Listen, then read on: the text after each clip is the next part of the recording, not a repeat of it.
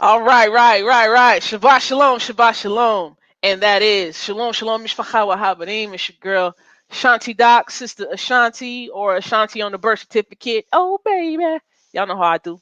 It's another Sabbath night, another evening where we can come into the Most High's presence and enter into His rest, enter into His kingdom, and actually experience the closeness of the Spirit, right? And I want to say, Ko Tehelim, Ko Kabod, Wahati Fedet, Le Yahweh Abinu Eloheinu. That is all praise, honor, and glory to Yahweh, our Father, our Elohim, our power, our deity, right? Um, this video I wanted to do tonight is titled Our Love of Yahweh Above Family. And for reasons we'll get into right now, I decided to make this video, and we're not going to be too long.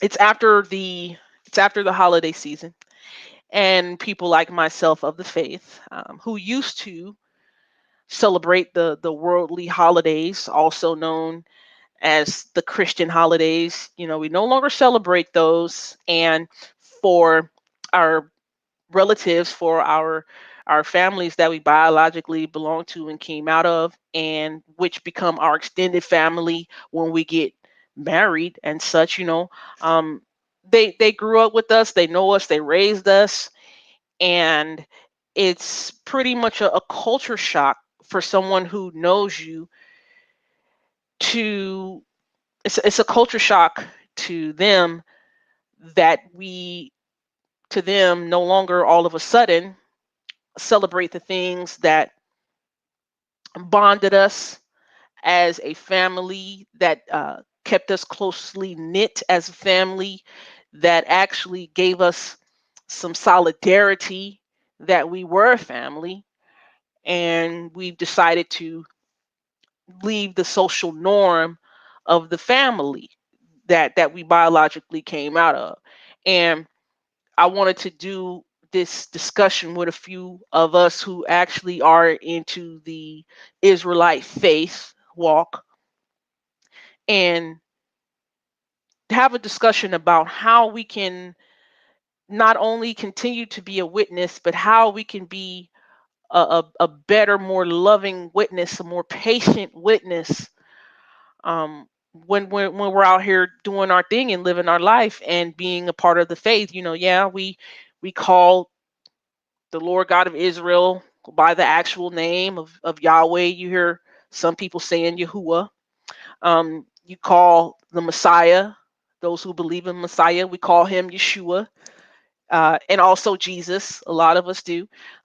We follow the dietary instructions willingly, found in Leviticus 11. We follow the feast days, observe the feast days found in Leviticus 23, for the most part. And we honor the Sabbath.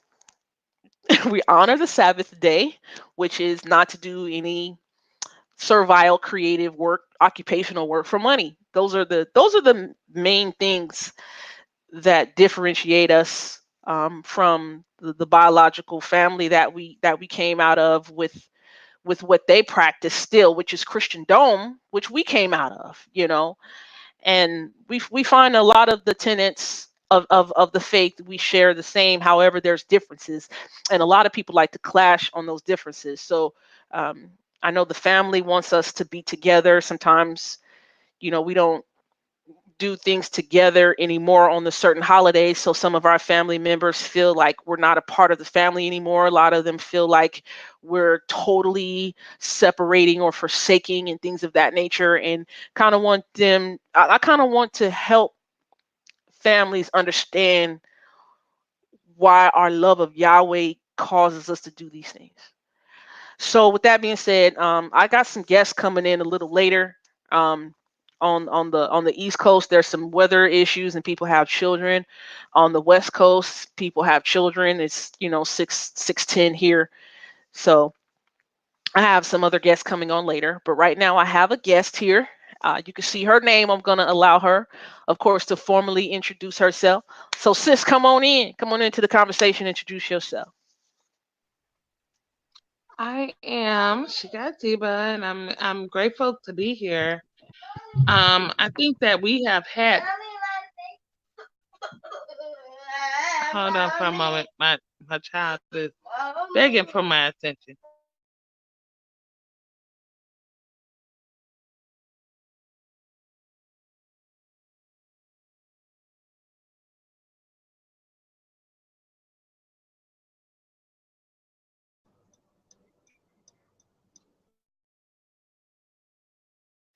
All right. So, Okay, I'm sorry. I'm back. okay. You back? You back? Yes, Go ahead, I'm Sheikah. back. Um, yeah. I'm sorry. Life gets in the way, but yeah, we've been talking about this since the holidays about, like how do we put the guard up and how do we serve Yahuwah and still, love our brothers and sisters, which when we talk about our family, no matter who they are, they're your brothers and sisters. At the end of the day, even your mother and your father is your brother and your sister. When it comes to the Most High, when it comes to the Most High. And so, like, how do you deal with that? How do you deal with that? And how do you actually, I don't know, like, reconcile the two? And so, it's like, do I want to be apart? Well, initially, I had to be apart. I was like, I have to be apart from all of this and what happens and what's going on and how we celebrate these things. I had to. As I grew in my relationship with the Most High and stuff like that. And I kind of felt like he knew where my heart was. I was able to move differently, kind of in a way like I can be amongst people and not do certain things. I can be amongst people and understand the Most High and assert His will in ways that I couldn't when I first began. You know, when I first began, I had to remove myself entirely, get to know Him, go deeper in Him, and be anchored by His Spirit and His message. And so I would not recommend that for anybody who's just starting out. I would say, do what you need to do. And luckily, I had a support system when I was doing that. A group of people, we met on Christmas Eve and we were like, why are they celebrating Christmas? You know, we had that conversation. I was pregnant at the time. I was all big and pregnant, but I even had to be separated from them. I had to sit on the couch because my pregnant belly and everything that was going on wouldn't allow me to even sit with them.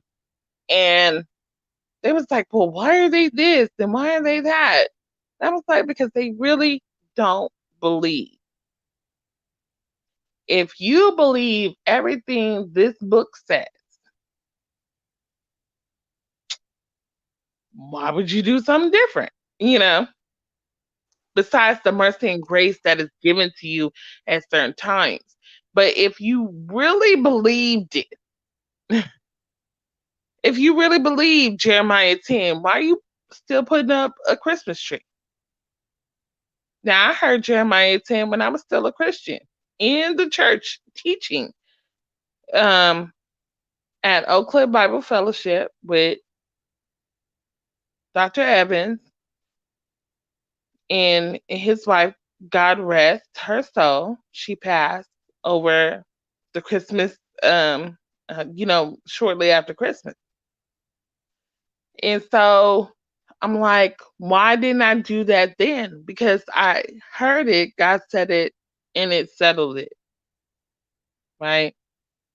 So now it's like, why doesn't everybody have that resolve? Because everybody doesn't have that resolve. It's their walk. It's their walk with their creator, and you don't get to say anything.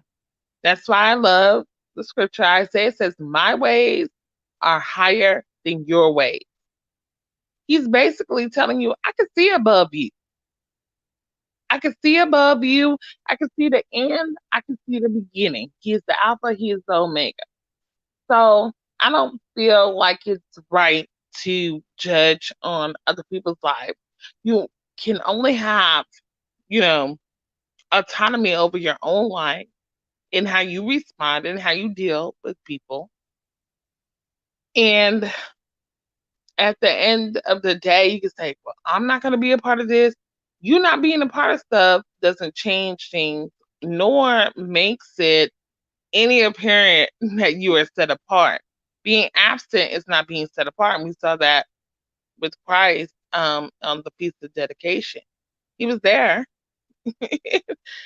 He almost got killed and he left. You know, does that make the Feast of Dedication any less important? It was what he was trying to do, the message that he was trying to spread, the things that he aspired to that makes a difference. So, you know, if you can't love your brother and sister, um, and keep the love of the Most High in forefront, then you do need to separate completely. But peace, true peace is the peace that you feel in the middle of a storm. That means that you're in the storm and you find peace. So we need to know that like being set apart is not separating yourself all the time. Being set apart is being in the midst. And I mean, when I was in the midst of my family this time, they had to make a separate meal for me. You know, they had to go out of their way instead of me going out of my way, you know, and it made a difference. Like, why do we have to do this for Shika? Because this is what she believes. You want to respect what I believe. Eventually, you're going to get tired of cooking that extra chicken and stuff like that. And you're going to ask why. And so that's the approach that I take now. Before I was like, I'm not doing this. I'm not doing. Now I'm like, I'm going to be in the midst of you and I'm going to be separate because now I can do that. And so to me, that's growth, and that's growth that I had to have. And I appreciate it because now, even in certain circumstances, I'm around people, but I just get to be set apart because I can be now. I'm that strong. So um, I'll leave it at that. Are you?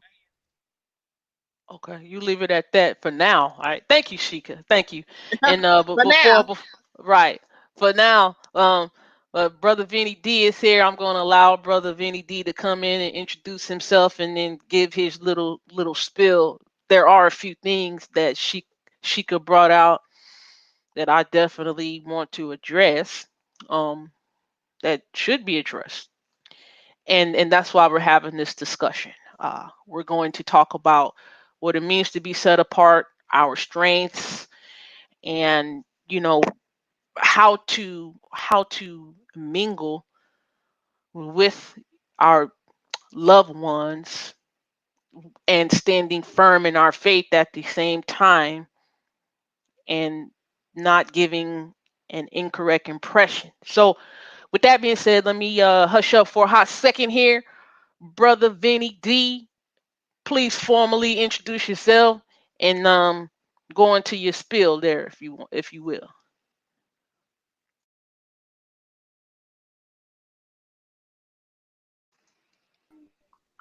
Hey, peace, everybody. How y'all doing? Blessed and Yeah, cold I heard and that. cold. It's cold in my Man, house. out there. I just stepped in the house, so I'm gonna be in and out for probably the next 10 or 15 minutes because I'm trying to settle down now. But Okay. I'm trying to catch in. So, because I just kind of tuned in. So let me just catch up to speed and listen to what y'all saying for a minute, and then I'll jump back in. Okay. No problem. No problem. All right. So, um, me coming into this walk, I'm talking about the Israelite walk, and what I mean by Israel is he who strives, wrestles, prevails, and rules with Elohim. That's what Israel means, um, grammatically, and it's a verb, it's an action, and that's what I attempt to do every day. The Most High allows me to wake up breathing. So when I came into this Israelite walk solid, it was about 2013, and I had I had a mother who was in hospice. You know what that means? You actually getting somebody comfortable and prepared to die peacefully. And about 2011, my mother, um, my mother, she had gone vegan for a couple of years after she was diagnosed in 2009 with stage 4 cancer. It started out in the breast and it spread through the body. So when my mother went vegan, she actually talked about how the Most High Yahweh, and she didn't say Yahweh at the time, she just said God. She said the Most High Yahweh had his children on a certain eating regimen that we're supposed to be adhering to. And so I put that in my registry. And when it came time for me to completely read the Bible in its totality from Genesis to Revelation, because I was 32 years old at the time, and I had been going to church all my life, and I never read the complete entire Bible.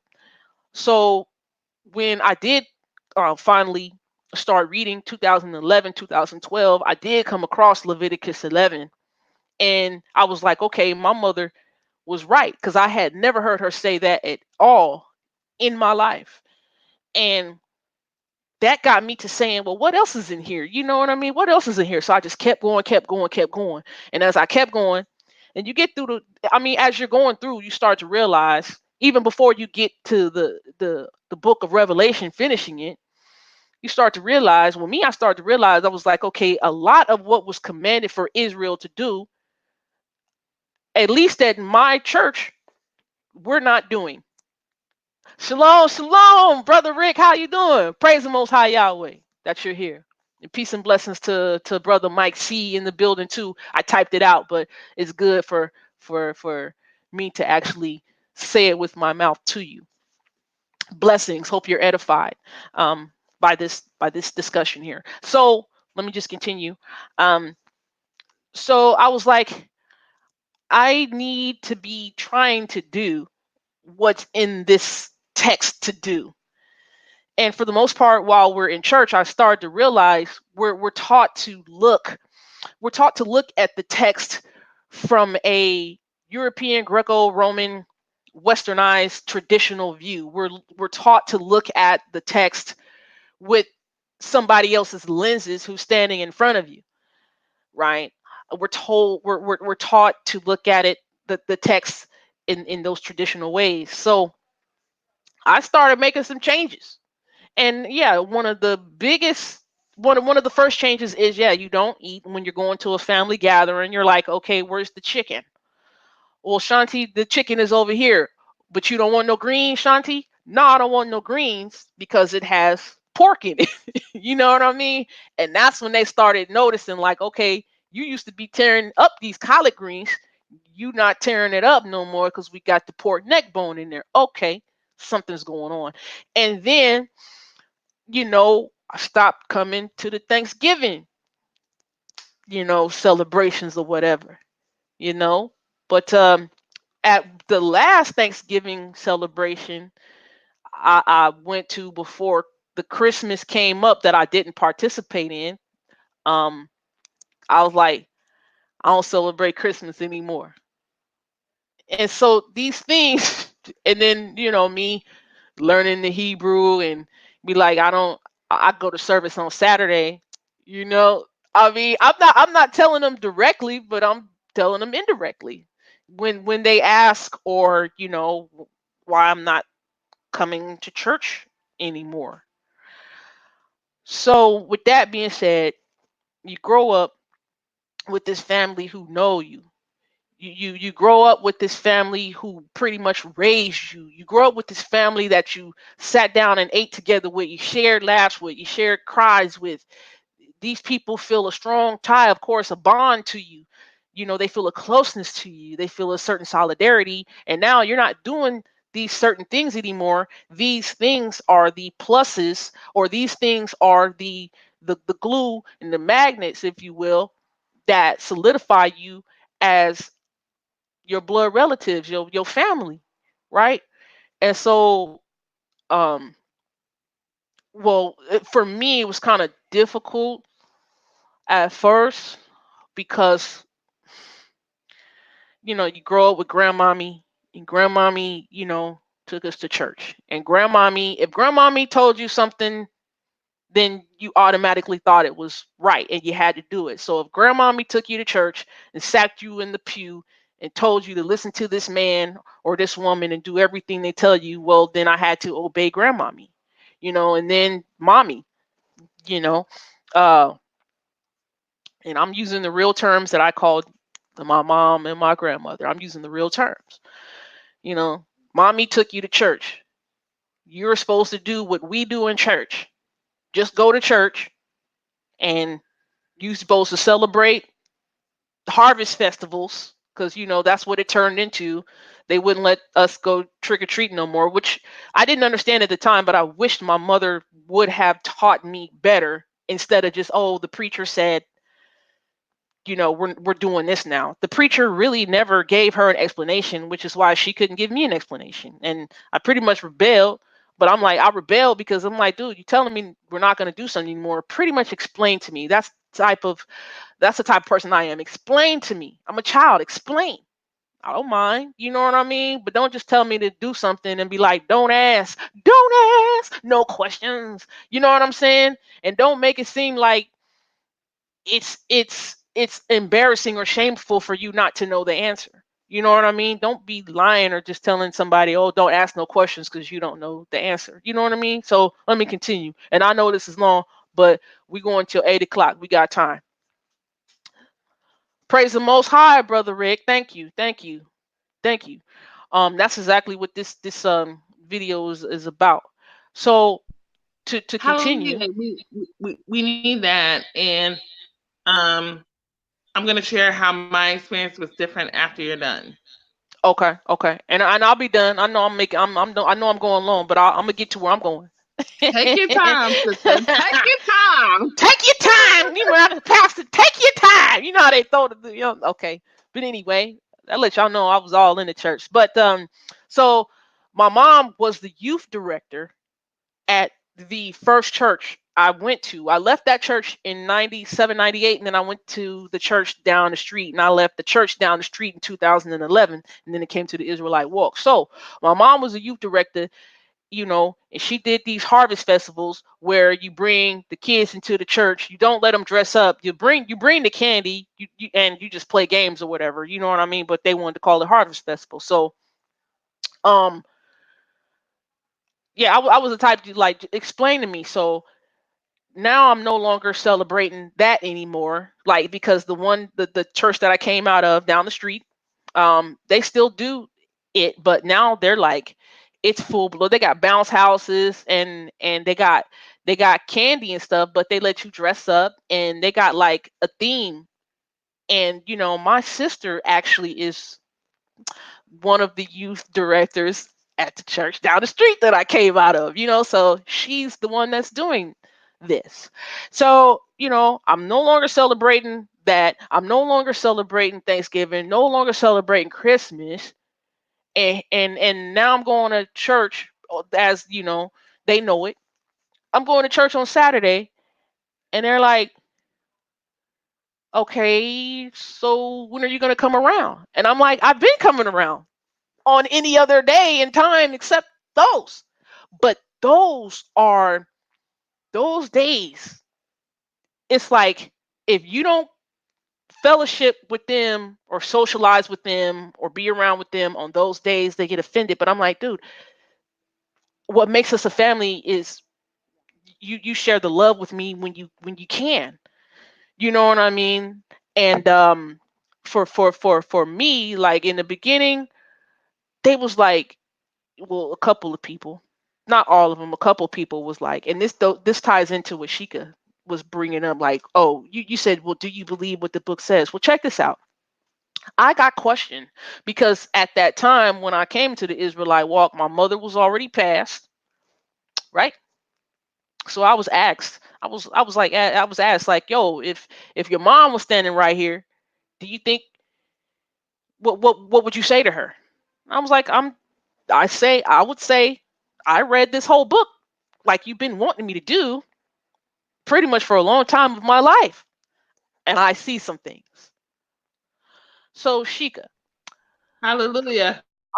the thing is this, and I'm gonna end it after this. The thing is this: a lot of people can't believe what they haven't read, and a lot of people can't believe what they have been taught to see with a different set of lenses. A lot of people in church and a lot of people who claim to be Israel have not read the entire Bible. Now, that's one thing. Another thing is just because you read something does not mean you comprehend it. That's why we got all these different denominations. One of the reasons why we have Hallelujah. these different denominations, right? Another reason I see that we have different denominations and sects is because we have preconceived worldviews, opinions, notions that we bring over into the text before we read the text. We have those, and we're trying to we actually eisegete those preconceived worldviews, opinions, and notions into the text. Then we exegete those. We're actually trying to prove, we go to the text to try to prove our opinion or preconceived worldview is correct. That's what most of us try to do. And I think that's one of the reasons why, we have so many sects, SECTS, and denominations.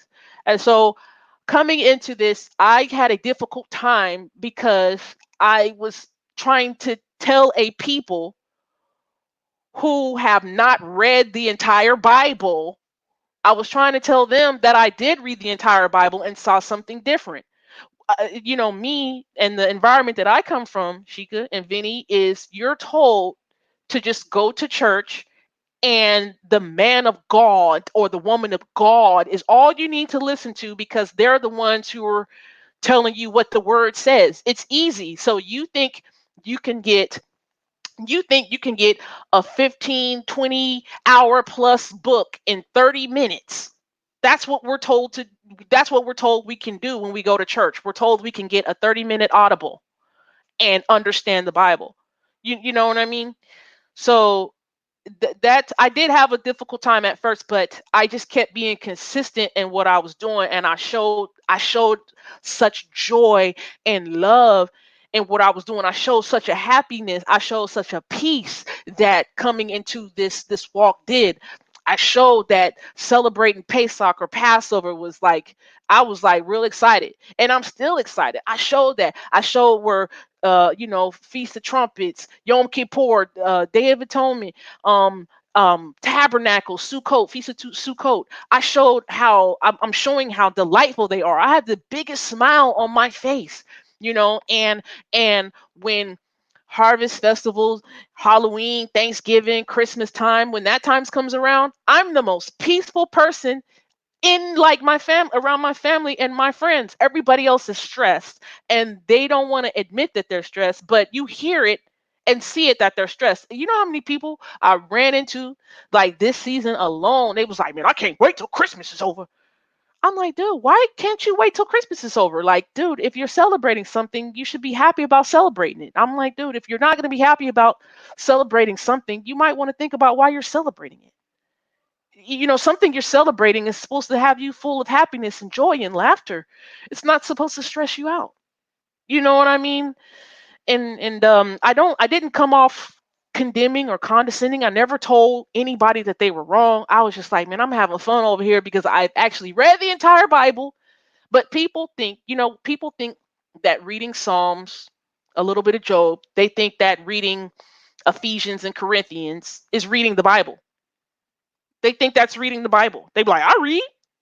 You know what I mean? But that's No, what ma'am. No, we were ma'am. taught. That's what we were taught, Shika, over here in my environment. So, that's what we're getting at, brother Vinny. Like, how can we? Oh shoot! How can we help our families to understand our transition over into the walk, and how can we get them to understand? Yes, we're forsaking a little bit. However, we're actually doing what they wanted us to do, which was get a personal relationship with the Father. They wanted us to read the entire Bible, and they wanted us to, get with the Most High. How do we get them to understand, like, you know, okay, Um, we want to be excluded from certain things. We want to be excluded. Like, if we invite you to Pesach or Passover, that doesn't mean we're gonna come over and celebrate Christmas. We can spend some time, but if you got these things going on, we're not going to be participating. For me, I'm not going to be participating. I'm not going to be eating. And I know Sheikah says she goes around. I don't even go around, because, like, there's a passage in First Thessalonians chapter 5 that always got me, and that is, don't give off the appearance of anything. And for me, I'm going to be tempted to eat the food, and there's certain passages about, not eating things sacrificed to idols, or anything that somebody has made in honor of their deity. You know what I mean? So when people are making food in honor of the day, if I'm going to go over there, I'm going to be tempted to eat. So I just rather not go. You know what I mean? So I explained to my family in a loving way, like, yo, any other day, game night, we can get together and do that. So that's pretty much, what it is. And I'll yield for now. But Sheikah, before you go, brother Vinny, I want to give brother Vinny a chance. He said he gonna be in and out, but just make sure brother Vinny don't, can have his piece. But keep your thought. Write it down, Sheikah. Write it down. Yeah, I'll be a little short. But yeah, I hear you, man. It's like when I first got involved, I can tell you who it was too. I started listening to like IUIC and ISUPK and all them guys. So, and it started really making sense to me, you know. So I found myself following the lessons, start learning that I had to, keep the commandments and everything like that, and, give up these pagan traditions and stuff. But at the same time, I was kind of sheltered because I wasn't really reading the Bible. It was my first time actually really even like digging, so to speak, deep into it, without just like going to church and listening to the pastor and, have him read a couple verses and then, preach for a while. So, I mean, I was always raised in the church, but it wasn't really like I was like into it. It was just kind of the thing to do. But when I start seeing this stuff online and everything, and it start adding up, everything start making sense. Uh, then I started really like kind of falling into it. And what it did have me do was it had me kind of reevaluate everything I was told. And then, it seemed like everything was a battle, though, especially when I first got into it. Like, oh, you guys are doing the wrong thing. It's like my passion wanted everybody who was around me who was doing the things that I used to do that I came out of to to see what I was seeing, and it wasn't happening that way. And then when they didn't see it that way, it was kind of like my mind state was, well, you guys are just blind, and you need to do it this way, and you guys are wrong. You know what I'm saying? My attitude was just kind of like that, and it wasn't that I hated them. It wasn't that I was like trying to one up them. It was just that my passion, I didn't know how to control my passion, so to speak. And then you know I didn't start calming down. This was probably, I would say this was probably about maybe 4.5 years ago, maybe even 5 years ago. I can't even remember, but probably about maybe a year and a half, a couple years back. Um, I just started listening to like debate talk for you, and then I started hearing all these debates, and then I'm hearing these people go up against that theology that I had about the Bible, and it wasn't lining up, and it seemed like they were, you know, getting debunked, and it was like I knew that it was the truth. So it wasn't like I was going to just like up and leave and be like, oh, this is not right, so I'm just going to find a whole another belief and ideology because these people been lying to me. It wasn't like that. I knew that I had the truth. It was just misguided, you know. So I started studying on my own. Then for the first time, I just started reading the Bible, and I ended up reading it once, and then I just really started going in and read it again, and you know, then I just started listening to whole books at work, just put it on play, just listen to the whole book. When I got to a part that I liked, or I didn't really quite understand, I rewind it and listen to the whole thing again. So I'll probably listen to like maybe a whole book, like, when I mean book, I mean like Deuteronomy or Genesis. I started listening to them like, maybe I would go through a whole book, just one whole book, maybe, I don't know, six, maybe seven times in a week. And that was just listening and then coming home and then reading and, finding stuff that I found interesting. And then everything just started lining up, you know. And then I started becoming more patient. And then I started realizing like, everybody's not going to come into it at the same time. So, and then, one verse that really sticks out to me is when they say, is I think it was the Apostle Paul. It says, Paul, when they was talking about we water, but it's the Most High that gives the increase. So I kind of had to slow my roll and pump my brakes and be like, this is really not a race. It's pretty much a marathon. Even though that time is over once you, Hallelujah. you know what I mean. But so I just stopped really tripping because I just started realizing like this information that we have has been around for thousands of years, if not millions. So me coming into it don't mean that I'm the only one that had it, or that is, other people have had it before me and other people have come into it. Everybody takes their time in doing it all. The only thing that I can do is live my life the way it is. And then if somebody asks me a question, I'll have a proper answer. That's what I pray that I have. Now I might go on Facebook and I might respond to a couple posts, know, hop in on the festivities.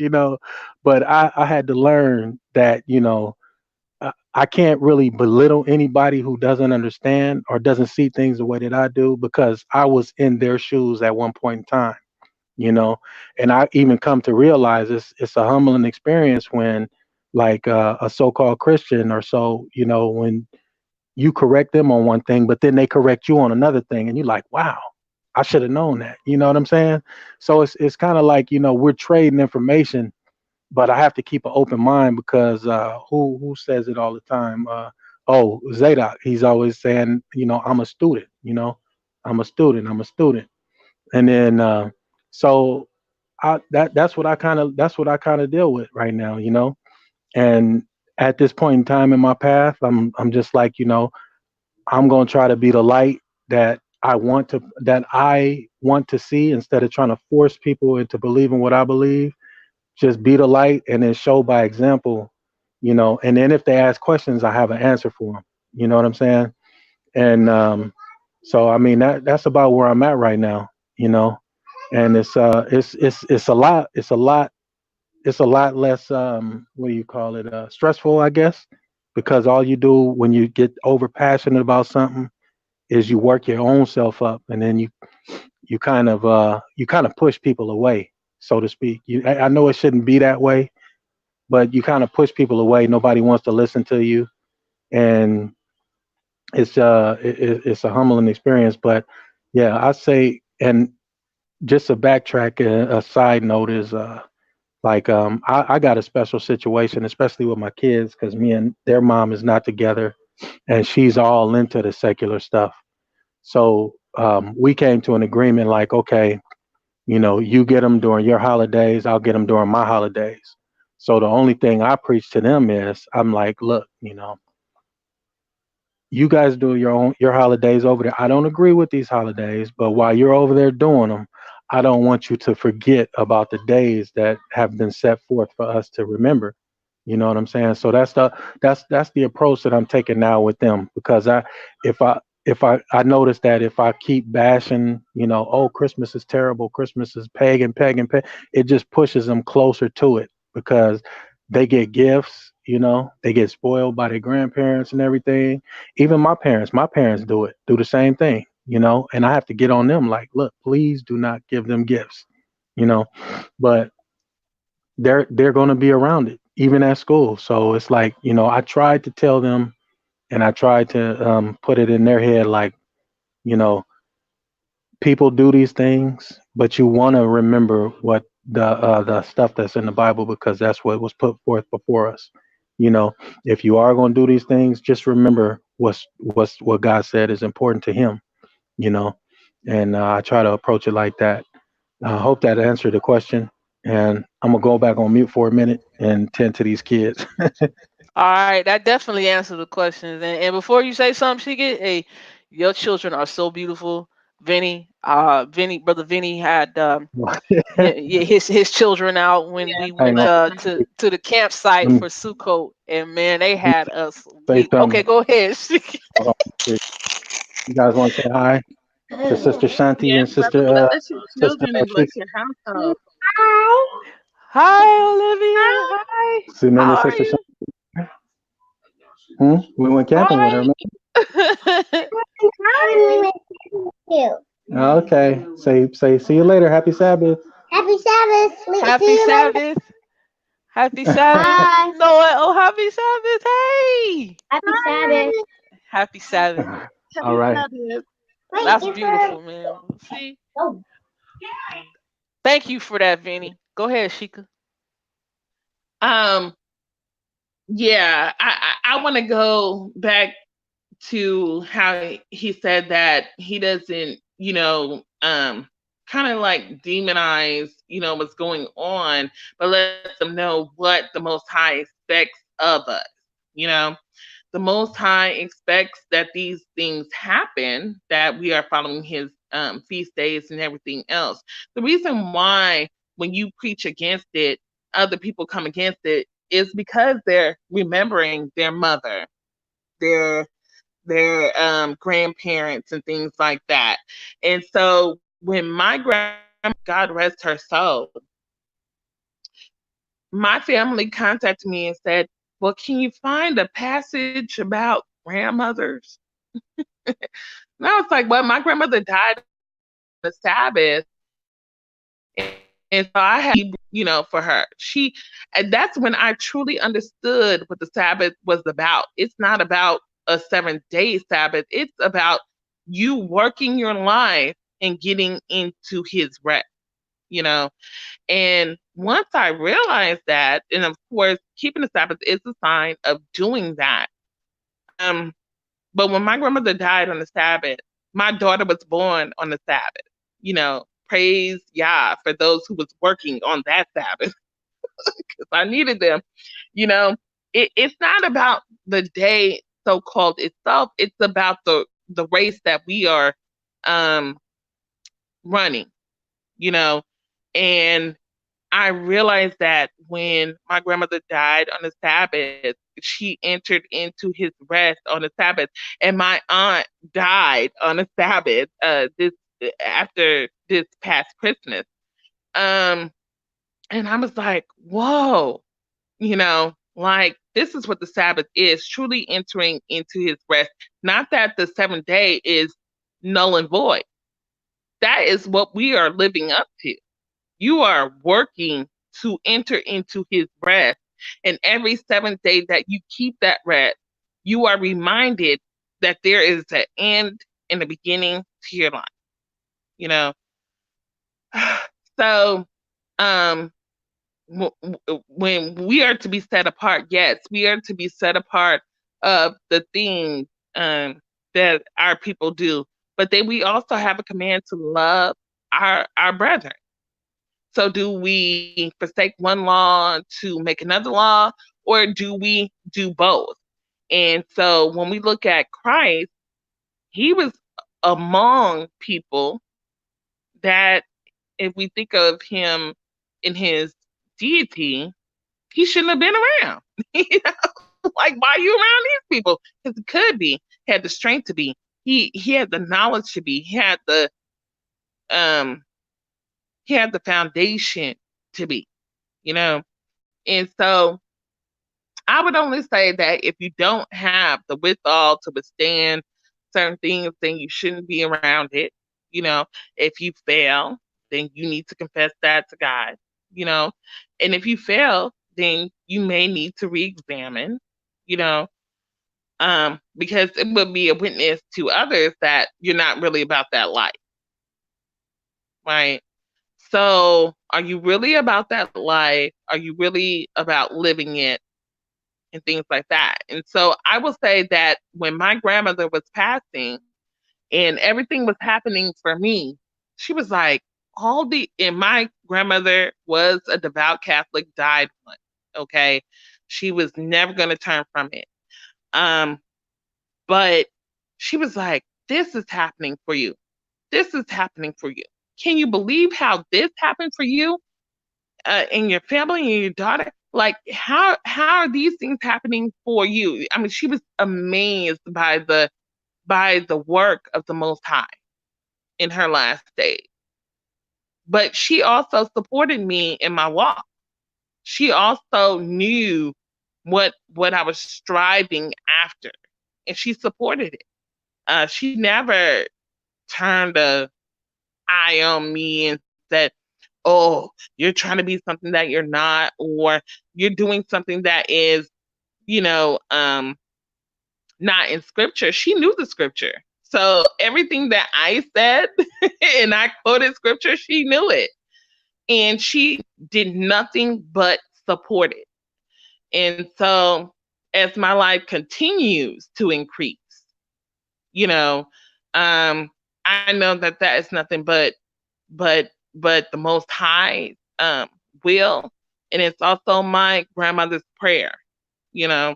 And so we have to understand that the Most High is not looking at. I mean, there's plenty of Israelites who say that they're about the law and following the law, but their hearts aren't right. And so your heart has to be in the right space and place for the Most High. He knows what knowledge you're getting. That's why he says they have a zeal for God, but it's not based on knowledge, right?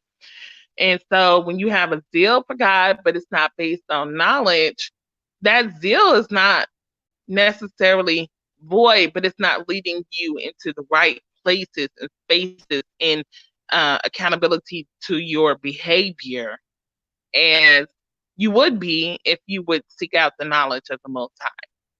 You know, um, if you would have told me while I was teaching and preaching in the church that I didn't know what I was talking about, I would have been just as combative and mad. But because I started teaching in the church, that's what made me open to start researching. I'm not going to teach what you tell me to teach entirely, because I have to understand this full thing, because my students would bring up questions that we didn't have the answer to based on our man-made test, right? So whatever we taught, I had to look it up, I had to research, and that got me in the mind to do so. And so I appreciate that journey. And many of those young girls are on my page, still my friends, and they have watched me transition from just being this person who's spilling out a lesson given to me to being a researcher and then researching some more and growing. And I hope that they take those same steps. But I had to be there first. And when I was there, I didn't love God any less. And we have to understand when people are in their walk where the Most High puts them to and hasn't enlightened them to, move further at this point, and He may never, because many are called and few are chosen. Um, we have to just understand that He's a sovereign God, and where people are, we need to believe that that's where the Most High needs them to be. Now, can they be delivered? Can you give them some information that can help them along the way? Absolutely. And that's your job. But it's not your job to make sure that they do it. It's the Most High. It's the Spirit. And it's also their job to commit to that. And that's all your job is. And once you feel complete in that, you know what to do. Hey, they making me a whole extra chicken because I don't eat pork, you know. And they, but they know why. They know why, and that's why they show up to Passover, and that's why they're like, these things are important, at least to, even if they haven't let go of prior things. You just need to give them more faith. My last Passover at my house, um, we saw miracles happen. We saw miracles happen. Everything we prayed for, the Most High gave in abundance, you know? So, how can you not have faith in that? And so, that's going to be the driver home next Passover, you know? And we're going to let the Most High do the increase, and we're going to hold our ground. So, that's Okay. Um, I want to read a few passages, Shika. Um, I'll read a few passages, and I'm gonna add some commentary to the passages. Romans 10, and I'm reading from the Scriptures ISR.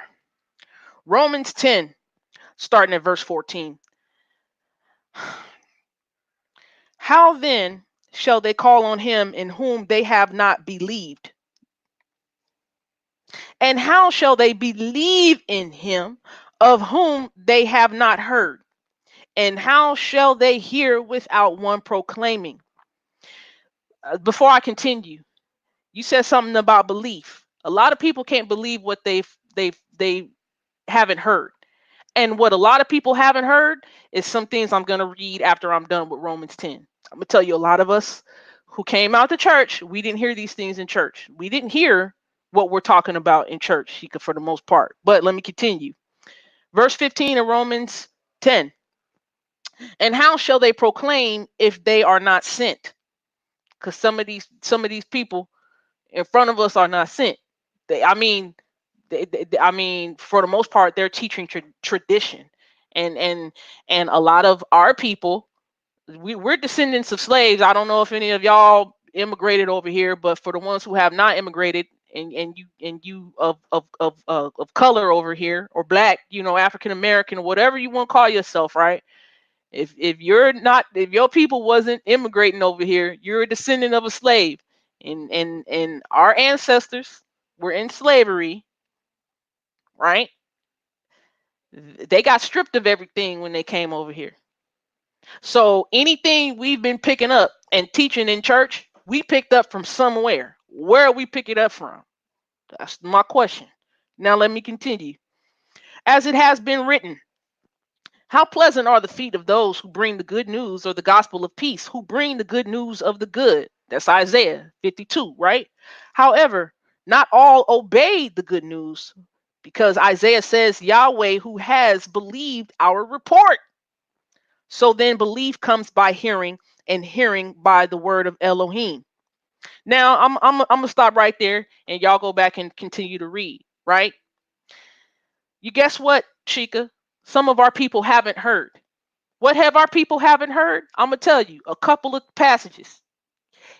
And this has been directly said to me. Why would Jesus say that? Why would God say that? Because we haven't, a lot of preachers, ministers, and teachers in church do not, they do not speak every entire thing that Yeshua or Jesus said, even Paul for that matter. They skip over stuff. And let me tell you some of the stuff they done skipped over. And this is sometimes why our family don't understand. Let me go to Matthew 10. Matthew 10. I'm going to start at verse 34. Do not think that I have come to bring peace on earth. I did not come to bring peace, but a sword. For I have come to bring division. A man against his father, a daughter against her mother, and a daughter in law against her mother in law. And a man's enemies are those of his own household. This is the words of Jesus, Yeshua, quoting Micah chapter 7. Let me continue. He who loves father or mother more than me is not worthy of me, and he who loves son or daughter more than me is not worthy of me. And he who does not take up his stake and follow after me is not worthy of me. He who has found his life shall lose it, and he that has lost his life for my sake shall find it. You know what else they haven't heard in church? Genesis 12. Because, I said this to somebody. I said, in vacation Bible school when we used to sing this song, Father Abraham had many sons, and many sons had Father Abraham, and I'm one of them. And so are you, so are you. So let's just praise the Lord. Right on. I said, we're a father. What Abraham had many sons, and we call ourselves one of them. I said, oh, okay, well, let's check this out. You know what they haven't heard about Abraham, no?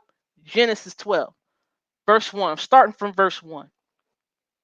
And Yahweh said to Abram, when his name did not have the hay in it, meaning father of many nations, right?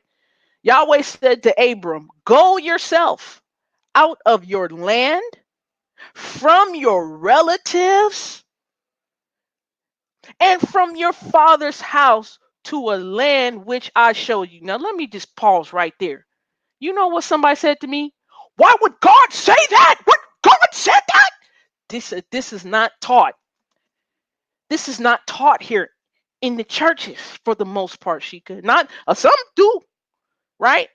But this is what you'll get. This is what I got.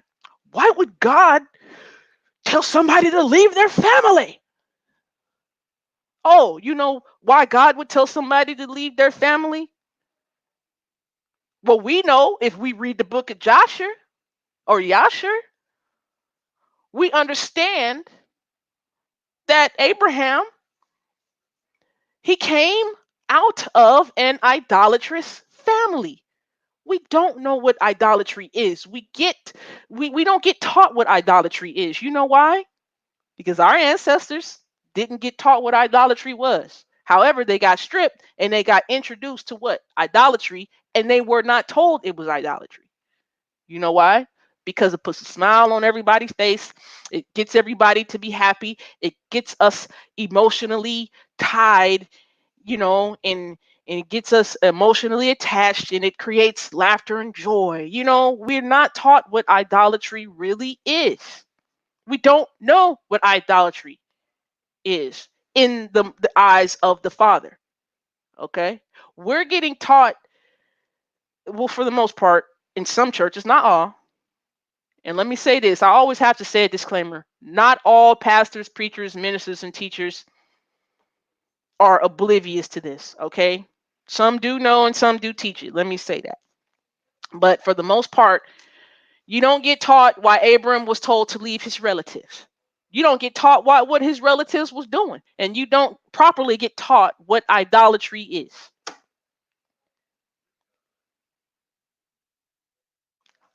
People can't believe what they haven't heard. They believe what they've heard. And what they've heard is, Sheikah, that you can just come to church,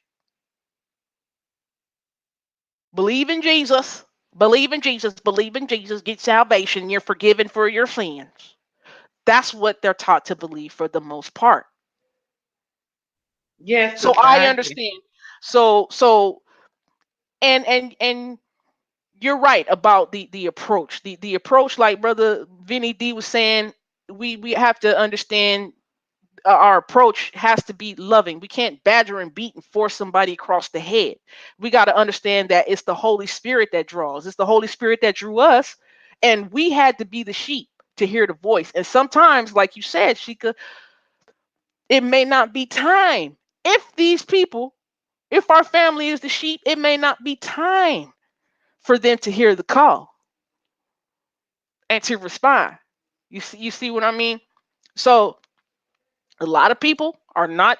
Look, I had real conversations, and when I said Genesis 12 and Matthew 10, they was like, For real? It say that? For the most part now in here, our people in church hear motivational speeches.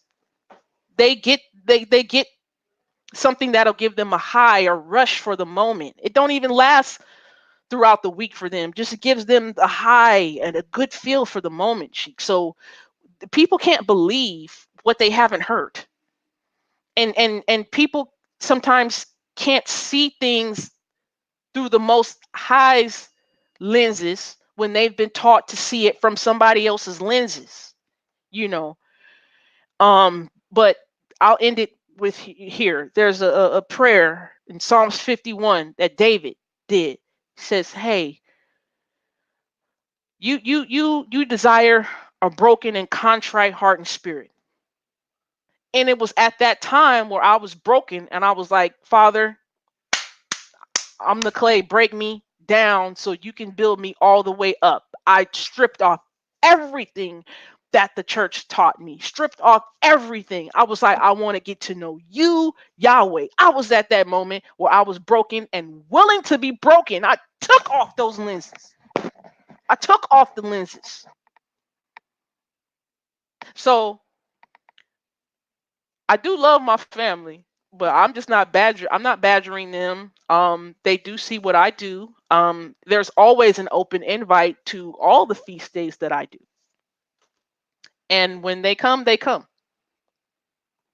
They come to me for the most part, um when they have some questions about the Bible now, because they see I'm consistently doing what I'm doing, and they know that I know exactly why I'm doing something now, and I can always point them to it. So I know I went on forever, but yeah, we do have to approach in love. Just keep being that light, and being that light is a witness, is an example. They see what we're doing, they know we're doing something different, and they know exactly why we're doing something different. And sometimes a lot of people, for that matter, stay away from the Bible because they're like, oh, it might do to me what it did to Shanti, and I'm not ready for that yet. So I'll yield from there. Sister Neshama, you can come on in and say your piece. And I know y'all got a whole lot to say. I know she can, Vinny D probably do, but Long. this Sister Neshama, I'll hold off and Oh, you mute. I'll mute for the longest time. We're gonna go till about 8 o'clock Pacific time. okay? Okay, Shabbat Shalom, y'all. Um, I don't have a lot to say. I was gonna listen in. I was trying to get on here, and I'm still in between doing some stuff. But I will. I don't know what all you have already said, but from the little bit that I heard, you said all that I possibly could say. Um, I was in this walk by myself for a whole year before my family was still going to church, and I was going to the place we worship at now by Mikra, and I had some people kind of warn me like, "Hey, don't destroy your family, what you learn." And I too had to strip myself. Like I said, I think I told you this the other week, I feel so dumb sometimes because I did have to strip myself of everything I knew. For the most part, I found out that is good in it and bad in it. But I agree with you wholeheartedly that a lot of times people are afraid of the commitment that they think they have. They don't have that commitment that Yah is calling people to where would you really, really, really sacrifice all for me? That's what he asked Abraham to do. He's like, let everything go. And that's easier said than done. And people they don't have to face it. They don't want to have to face it because, in Christianity, and I'm not like trying to dog anybody, but and I put it this way, in the brand where I come from, even though it's kind of, in some respects, kind of traditional or strict a little bit, you still could have everything. I mean, like you could have your sin and salvation too. And so when people realize that it's a higher call that Yah is trying to call us to, it scares the daylights out of them. And so I agree with what you were saying. I don't know that I can add much more. I will say this, that Yah does move people in his own time. And all it is going to require us to be consistent in not what we say, but in what we believe, and let Yah keep like peeling back the layers. Because I think even where I am now, I have not attained at all, but I ain't where I was, but I have not attained. So take it with the grain of salt of I'm very much below a novice at this point. But what he did, even in this little short span of time, I haven't met Vinny and Shika. I think I'm pronouncing that correctly, and if I'm not, I'm sorry. But Yes, ma'am. okay, my husband and I have 10 children, and so it was like we were both born and raised in the church we were in, and our dads were preachers. I had looked into some other belief systems in the past. I'm not sure how much he did or not, but Yah move whenever he ready to. And one thing I learned is sometimes your best bet is to shut up and just do right. That's more powerful than anything you can say, and there is scripture for that.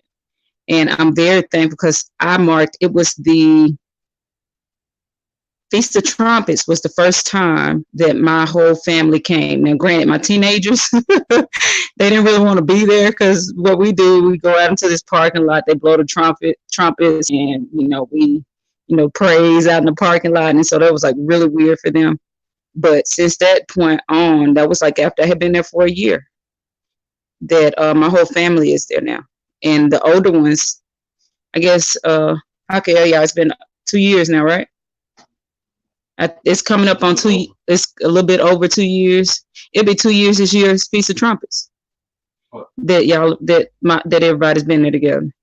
I marked it in my Bible. So I'm gonna check it. But it's been about 2 years or a little bit over 2 years that my whole family, my children and my husband, all of us are worshiping together again. And that was Yah's doing. And it was uncomfortable in our household because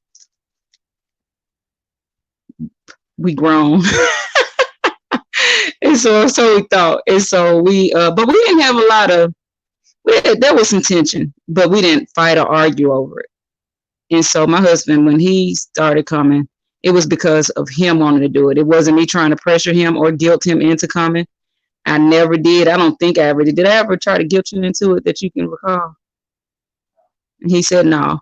Okay, so I didn't ever try to guilt him into coming. And he he said, oh no, I study for myself, which is true. And so like we sometimes we watch some videos or something every once in a while together, but it wasn't no pressure. And that's the thing, we can't get in the way. You said this a minute ago, Shanti. I don't know which way to pronounce your name half the time because I know everybody call you Sean and then Shanti. Okay, but the interesting thing about it is we can get in the way of sometimes the sheep hearing the Most High's voice by being too loud ourselves and trying to force conversion, which is what we learned in the church. Is you supposed to convert people, you supposed to change their heart. And at one point I was into missionary work. I was a missionary for a minute, and my husband and I did evangelism in church and stuff. So like you used to that where you gotta, you always got this, I hate to say gimmick because it wasn't a gimmick for us when we did it. It was definitely not a gimmick, and we did it from the heart, but really it's a gimmick. If you want to take the clothes off of it and call it what it is, you kind of learn. They call it evangelizing. Right. But it's really, okay. So like where there's a very, very, very, very, very fine line. Paul says, knowing the terror of Yah, we persuade men. So I understand that. But the way that they persuaded was not the way that a lot of evangelism is done, kind of like behind closed doors. If you look at the text, if you look at the way it's written, they would do these things openly in general. Now, granted, there would be times when people would see something, but even if it was in a household like Cornelius, it's Cornelius and his whole household. So it wasn't like these things were not, even I want to say, was it Peter or Paul said, we have not done these things in secret. So a lot of ways that we had learned to be manipulative with the scripture was not right. We had good intentions, but it was not right. And we have to be careful not to bring that same mentality in now.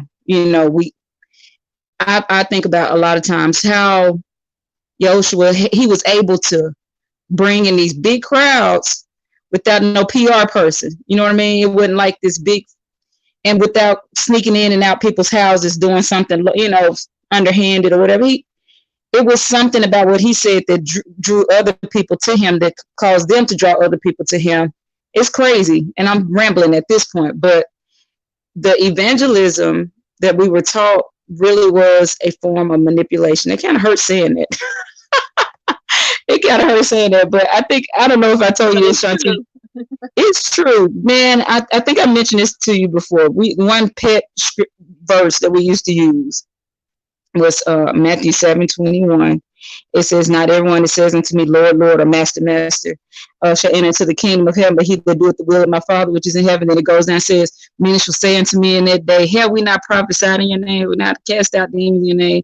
Yada yada yada. And he said, "Then I shall say, I never knew you." So we use that scripture to say that even if we were sitting there talking to somebody that was really, really sincere, but a part of a different denomination, we would use that as a scripture to say, okay, you could be doing all these good things, but you might be outside the gate. And it was a turning point. But what Yah did, and I didn't realize what he was doing. Every single time I use that scripture, he was like, "Yeah, it could be you too." It was just in my back of my mind, like it could be you too. But it's amazing how much mercy Yah has on all of us. And I think we don't ever need to forget that. And I'm glad that he would make me uncomfortable sometimes, even though, hey, maybe somebody got baptized, got in the water. Hey, we got our number for the year, stupid stuff. But in the same process, he always was working on my conscience in the process of, because he knew my intentions was right, but it was very much misguided. And I think we have to keep that in mind when dealing with our family. It's such as where some of Paul talks about 1 Corinthians 6:9, I think it is, where he talks about to get his whole list of all these different sins. That don't you know that no idolater, no adulterer, no fornicator, these people cannot enter into the kingdom of heaven or whatever. And it was like, and then it's such were some of you. And so I think if we had that, that's humbling, because he's saying, guess what? Don't forget where you came from. And so just as getting the truth for us rocked our world, we have to you should want to be the people to offer the same kind of compassion and grace and mercy to other people that maybe we didn't receive, or that we did receive. Some people come into this walk in a very good situation with good leaders and people that like nurture them, but some don't. And so I think we just got to keep it in our mind that we're not so far removed from where we were that we should ever look down on our family members that's trying to find their way. And even if they're not trying to find their way, that still doesn't mean that your light flick off because they don't want it. We can't make them want it. And we have to learn to build. That's a hard pill. But then again, as long as there's breath, in my opinion, from what I understand, as long as there's breath, it's still some hope. Only Yah knows when somebody's heart is already cut off. Only he knows that. And so long as there's breath, there's hope. And so we got to keep having hope. That don't mean just sit there and make the whole idea of your family coming in this walk become another idol. It can easily happen to where you get so fixated on saving everybody else that you'll find yourself seeking them in the kingdom as opposed to seeking the kingdom yourself. It's a thin line, very thin line. And so I don't know where you guys are in your walk, but that's my prayer. And we can pray that for everybody, because you do feel the urgency, because you do see the signs of the time, even though, like, we've been saying that forever, but, we still see. And, he told us already, he said, look, don't be the ones that when I come back, he said, the person that he sees working when he comes back, that's a blessed person. He said, don't get to the point where you get so lazy and you're like, oh, the master done delayed in his coming, then you start chilling. No, he don't want us to get like that. But by the same token, he don't want you going through destroying everything that's being built in the process, because we are so bent on saving our family and not letting Yah save them. He can save all of them. Sis, let me add to that, because that is so important what you said. When we had our prayers during Passover, everything that I prayed for other people happened first. And I was like, man. And I know my family was like, look at us. We got all what we prayed for. How come you're not? But when my prayer was answered, it came down like a ton of freaking bricks. Okay? They're like, what? They couldn't even believe what happened. And it happened at such a time. It happened at such a time that that we all were in disbelief, and it came down like a ton of bricks. I mean, they got elevated, they got blessed still. And see, this is why a lot of people won't leave what they're doing, because they're still getting blessed. But then when they see the blessings that come to you, and I fail every day on my walk, every day. That's why I need a savior, right? But when my blessing came, not before my aunt's life did though, but when my blessing came, and my aunt's life was my blessing too, it came like it came like a tornado, and they was like, what? This happened, that happened, that happened, and I was increased so great. And I mean, I'm watching these blessings happen to other people that we prayed on Passover, which I invited them to. They wasn't even doing it, but it was happening for them. And I was like, man. But you know what I said to the righteous judge? If it can happen for them, it can happen for me. You did it for me. You saw me through, and I counted my blessings the whole way through. And when my blessing came down, it came down from heaven. It poured down. See, we get so comfortable in saying when it rains, it pours and on bad stuff. But when it rained, when the blessings from heaven rained down on me, it poured. And my family was like, we got a house, you know, but she got this house, you know, we got a job, got this job, you know, and Hold up, I'm Sheikah. Hold up, riding Sheikah. up. What did you just say? Because you were cutting out just a little bit, or is that on my Okay. end? Okay, go ahead. No, it's probably the It weather cut out a little. closing in on us, but you Oh, know, yeah. But I'm saying that, you know, like people were blessed with things that I wanted, and I had to watch everybody get their blessing, you know, and they got blessings. But when I got my blessing, it was like extra killer, you know, right and exact, you know, um, and it was like, how is she getting this? You know, because they still have their personal feelings about, you know, my life. That's why it says a prophet in his own city would not, you know, be received. And, you know, I just stick to my guns, you know, like, okay, you bought my daughter a Christmas gift. We can give it back, or we can accept your love, you know, and understand that it is love, and that's the place where it's coming from, you know, um, and it's the place where you're at, right? But we're not reciprocating that, you know, at all. I'm not buying Christmas gifts for anybody, and I told you not to buy no Christmas gifts, and you still continue to do it. But I know that they're not going to get anything back, but they're doing it because that's what they feel is love. But at the end of the day, when we measure up, you know, then you have to wonder why somebody who doesn't give Christmas gifts is um flourishing in certain areas, and even though you flourish, you haven't had it as abundantly, right? That's what Christ said. I came to give you life abundant in abundance. And because I know who I am and whose I am, I expect more abundant. Why not? He paid the price. He didn't pay the price for me to um be a slave, you know, to my mind and to what's going on in the world.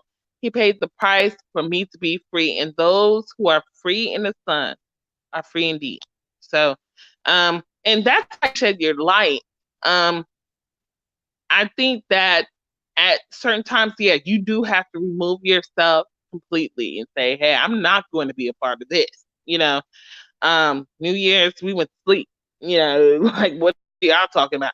Um, but when my mother wanted me to come eat with my family, I'm going to obey my mom, you know, and where she's at, that's who the Most High put in front of me and told me to honor her, you know, and her request to eat, you know, I'm gonna That's ask you. not a big deal. I'm gonna ask you a question on that, Sheik. Watch this. Hold on. Let me go here first. Let me go here first. Exodus 34. I'm gonna start at verse 12. Actually no. Let me start at verse 10. I'm gonna ask you because you said that. I'm gonna start at verse 10, and I'm gonna read for a while because we need some context. Uh, and he said, the Most High, see, I am making a covenant before all your people. I am going to do wonders such as have not been done in all the earth, nor in any nation. And all the people among whom you are shall see the work of Yahweh, for what I am doing with you is awesome. And again, I'm reading from the scriptures ISR version, right? Let me bring this back in. Verse 11, guard what I command you today. See, I am driving out from before you the Amorite and the Canaanite and the Hittite and the Perizzite and the Hivite and the Jebusite.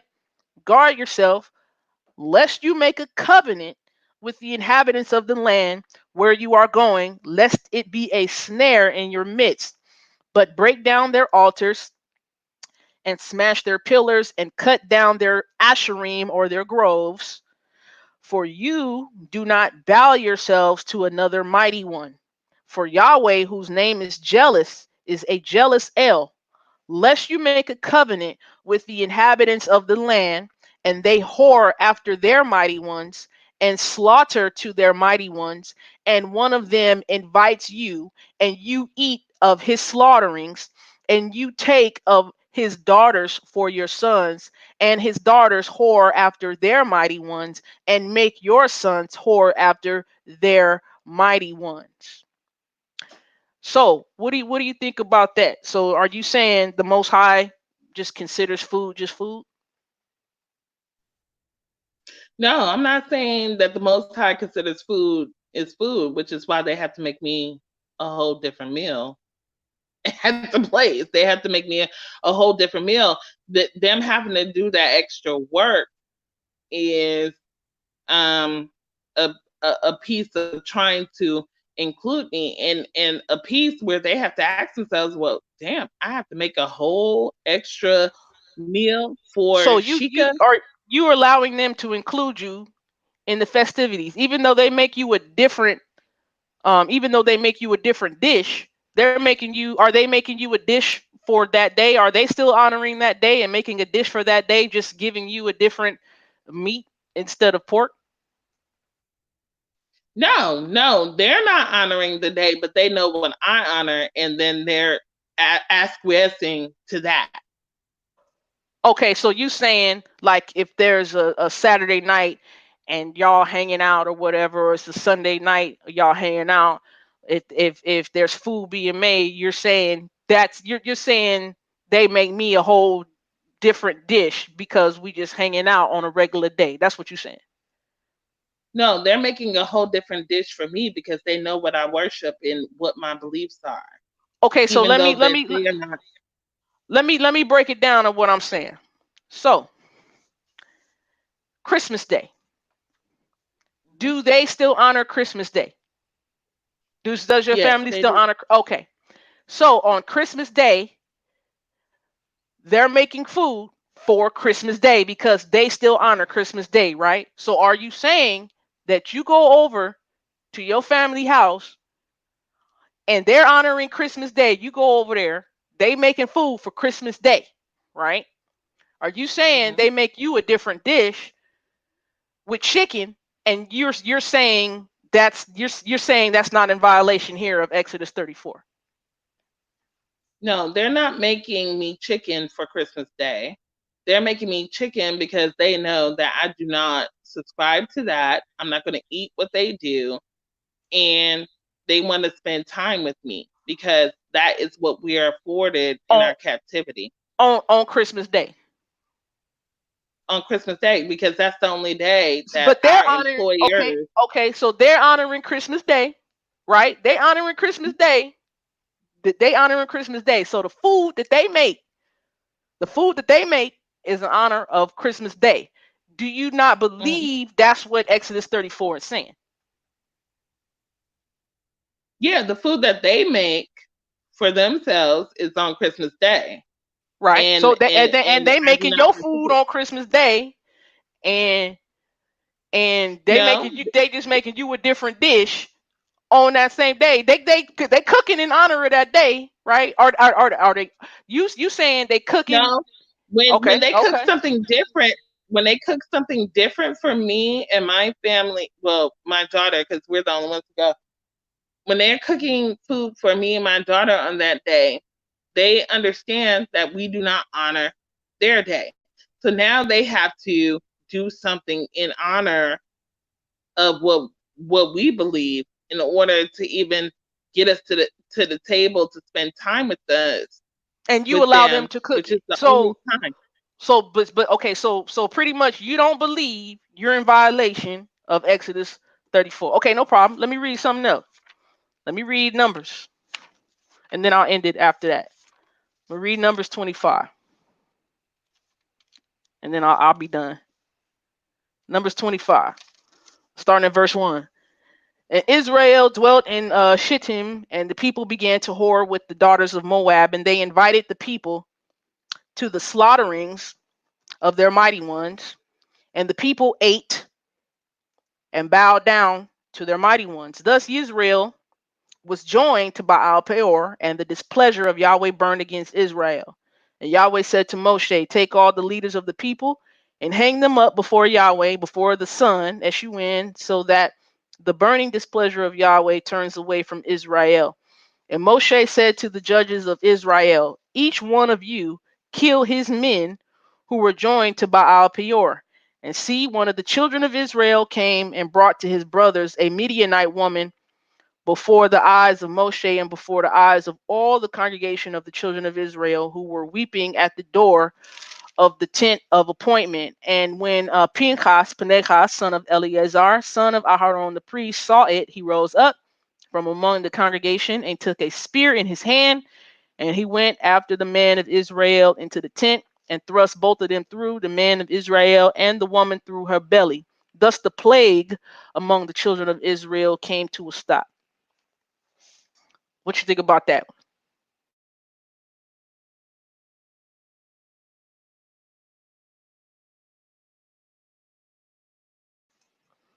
Okay, Sheikah, that connection dropped. Okay, okay, there she go. Okay, Sheikah, you back? Yeah. Yeah. Okay, Mhm. what? I was done, but what part did you not hear? Because I was looking down, I didn't see you. That scripture, that last scripture that you went over. Go ahead. The whole thing? You didn't hear none of it? You went to read it and then I dropped off. Go ahead. Oh, I'm dang. sorry. Okay. I wish Read somebody it would have again. stopped me, man. Like, yo, okay. All right. Numbers 25. I'm gonna read verses 1 to 8. I'm gonna just ask you what you feel, and then I'm gonna yield. Um, Numbers 25, starting at verse 1.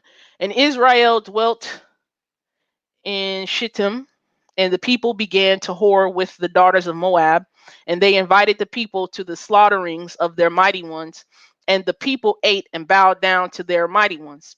Thus Israel was joined to Baal Peor, and the displeasure of Yahweh burned against Israel. And Yahweh said to Moshe, take all the leaders of the people and hang them up before Yahweh, before the sun, so that the burning displeasure of Yahweh turns away from Israel. And when Moshe said to the judges of Israel, each one of you kill his men who were joined to Baal Peor. Um, and see, um, actually, I'll just leave it there. What you think about that? Well, I think that if you're going to participate in the slaughtering and say, yeah, and get on that bandwagon, then yeah, you are guilty. But if you're not on that bandwagon and you say, this is what I'm about and I'm willing to be here, like keep keep in mind when Christ went to the feast of dedication, he said, you're trying to take another door, right? Um, and he was actually proposed death at that at that feast, and he left, right? Which is why a lot of Hebrews do not um celebrate the feast of dedication, because Christ actually left that feast where he was actually threatened death.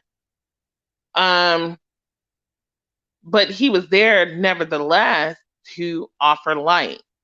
And I think that if you're participating in things like, yeah, let's kill the bull and let's eat it for your God's sake, that's a problem. But even Paul said that when you're in the midst of what we would call heathens, and there's a table before you, don't make a big deal about what's in front of you. Um, Stay the course and talk about your light. And so we have to, we don't have to. I mean, you can say no, and you can say, hey, I'm not doing this on any regard, but you do have a responsibility to shed light in dark places and not be under a lampstand. You do have a responsibility um of showing people what you're about. Well, how do you show people what you're about if you're not in adversity? You know, it's one thing to say I'm about this and I'm going to negate and I'm going to be absent, right? And this is what we talk about when we talk about, parenting. When you're an absent parent, you don't get to claim victory. You have to be a present parent. And that's what the Most High did through Christ, through the things that people were doing. Christ was there amongst the low of lows. You know, he didn't have to separate himself because he was separate, and that is the next stage. You go from a place where you have to separate yourself and to be set apart, to a place where you can be in it and be set apart. And I think that that's the next phase. And so, like, even when they talk about peace, the the painting that won the peace, um, or won the prize for demonstrating peace, was a bird that was in the middle of chaos, but was perched in peace, in the middle of it. And so I think that's the next step. Yeah, you have to separate yourself, but can you be in it and still be what you're supposed to be? That, because that is coming into, that is transformation. That is where transformation comes from, by the renewing of your mind. That I can be wherever and I'm still going to be this. Can I interject? So I have a Go ahead. question. I have a question because I think the real thing is, and you brought up Paul, because Paul, he did go into that, but he dealt with uh, knowledge versus ignorance in that text that you were talking about. I'm gonna have to look it up, but I think what sometimes is missing is the importance of a meal.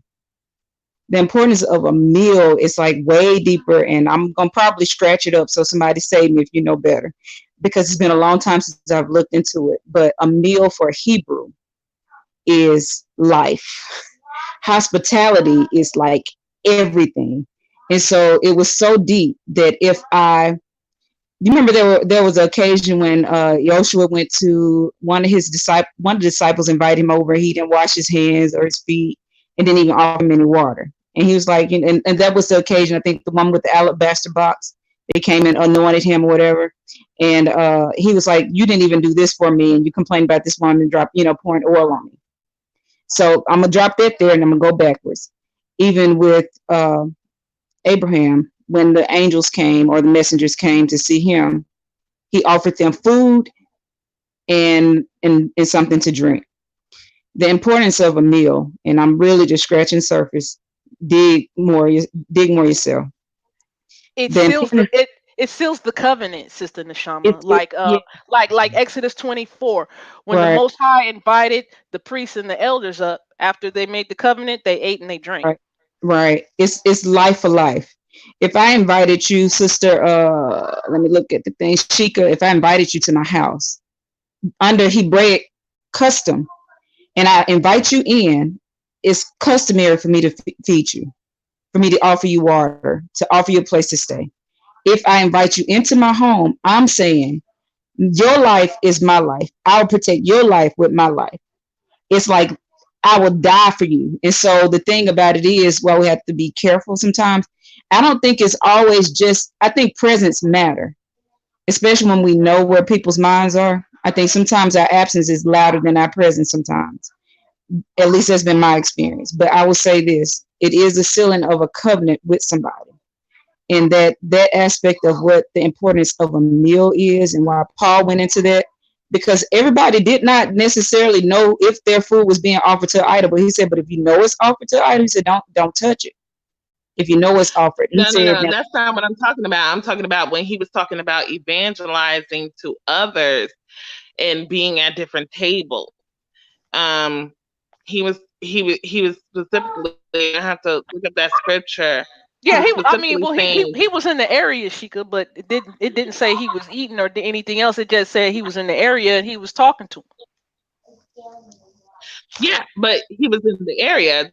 That's what I'm saying. If you're in the area, you don't have to eat what they eat. You can definitely say, I don't do that, and this is why. And people can understand that. And if they're willing to acquiesce to what you believe and understand it, although they may not follow it initially, it's still, it's still, it still holds weight.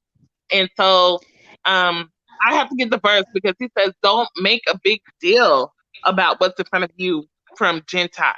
You know, they're Gentile, right? Don't make a big deal about it, but but but preach the word of God. And so it is almost in a way teaching you how to be charismatic, you know. And charisma is not a bad thing. It's a way, it's something that you use to relate to others. And so it's not an agreement, you know. If I'm sitting down and I'm eating what they eat, then I'm agreeing with them and I'm doing what they're doing. But if I'm sitting down with them, they say, "Hey, you don't do this and you don't agree with this, but we've made you something else to eat so you can eat something." Um, that that, is that is loving kindness, you know, of somebody but saying, "Hey, we don't want you to go without food. Hey, but we and wanna we want to um fellowship with you." Well, how do you win people over unless you fellowship with them? You know, I just had that at work where somebody disrespected me on a high level, but I couldn't disengage. I had to engage. And once I engage, we realized that we're more alike than we are different. What? Oh, So okay. now Let, we let, can let me move let me on ask and you do this. the things that we have to do. What do you mean win people over, she? I mean, because of what we're saying here is, you know what, win people over. Like, are we trying to win people over? Is that what we're supposed to be doing? Like, yeah, we're supposed to be winning Absolutely. those. We're supposed to be winning those who are willing, but trying to win people over, just trying to win. Like, okay, We're supposed to win people over with our conduct. And so when our conduct speaks to righteousness, right? Like, we're not going to do this of you. right, And but then there they're there's able to, there's a prescription to win people over, and the thing is, like, there's a prescription when to how to win people over, and there's a line to win people over. Like, are you consistently saying, okay, well, this way is the prescribed way, but the Most High gives a prescribed way, okay? And then are you saying that forget the the prescribed most way high to prescribed way is by your righteousness, right? And your light. That's the prescribed way of the most high. Be righteous, be holy and set apart. Well, how does anybody know that you're holy and set apart when you're absent? Nobody knows that. They just think that you're absent and they count you as absent. And this is why the Most High had to appear in a humanistic form such as Christ to be present. God with us. God with us. Not apart from us, not separate, not saying, forget you. God with us. So how do we exemplify God with us if we're not going to be with anybody? Okay. Can I And can I so, interject real quick? Yeah, yeah. Hold up for a second, Neshama. Hold up for a second. Okay. I'm gonna put Genesis 12 on the table. When the Most High told Abraham to leave his relatives, did he ever tell Abraham to go back and win his relatives, or did he say through you all nations will be blessed, and that you're going to teach and you're going to get servants? Did not Abraham get servants? He got like 300 servants, like shortly thereafter. But I'll yield. Go ahead, Sister Neshama. he was I was going to say separated from his it's father, though. well, the verse that you were talking about Paul. That's First Corinthians 10, around verse 14 and following. But I was going to say there's a difference, and I don't want to sound like we're trying to jump down your throat or whatever. And so there's a difference between being set apart and being accessible, if that makes sense.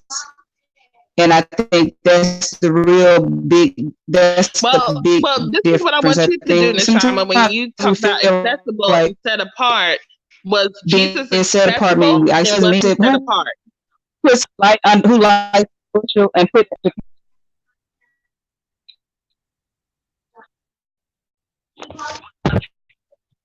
You went out for a minute. Can you repeat? I'm sorry. he was both.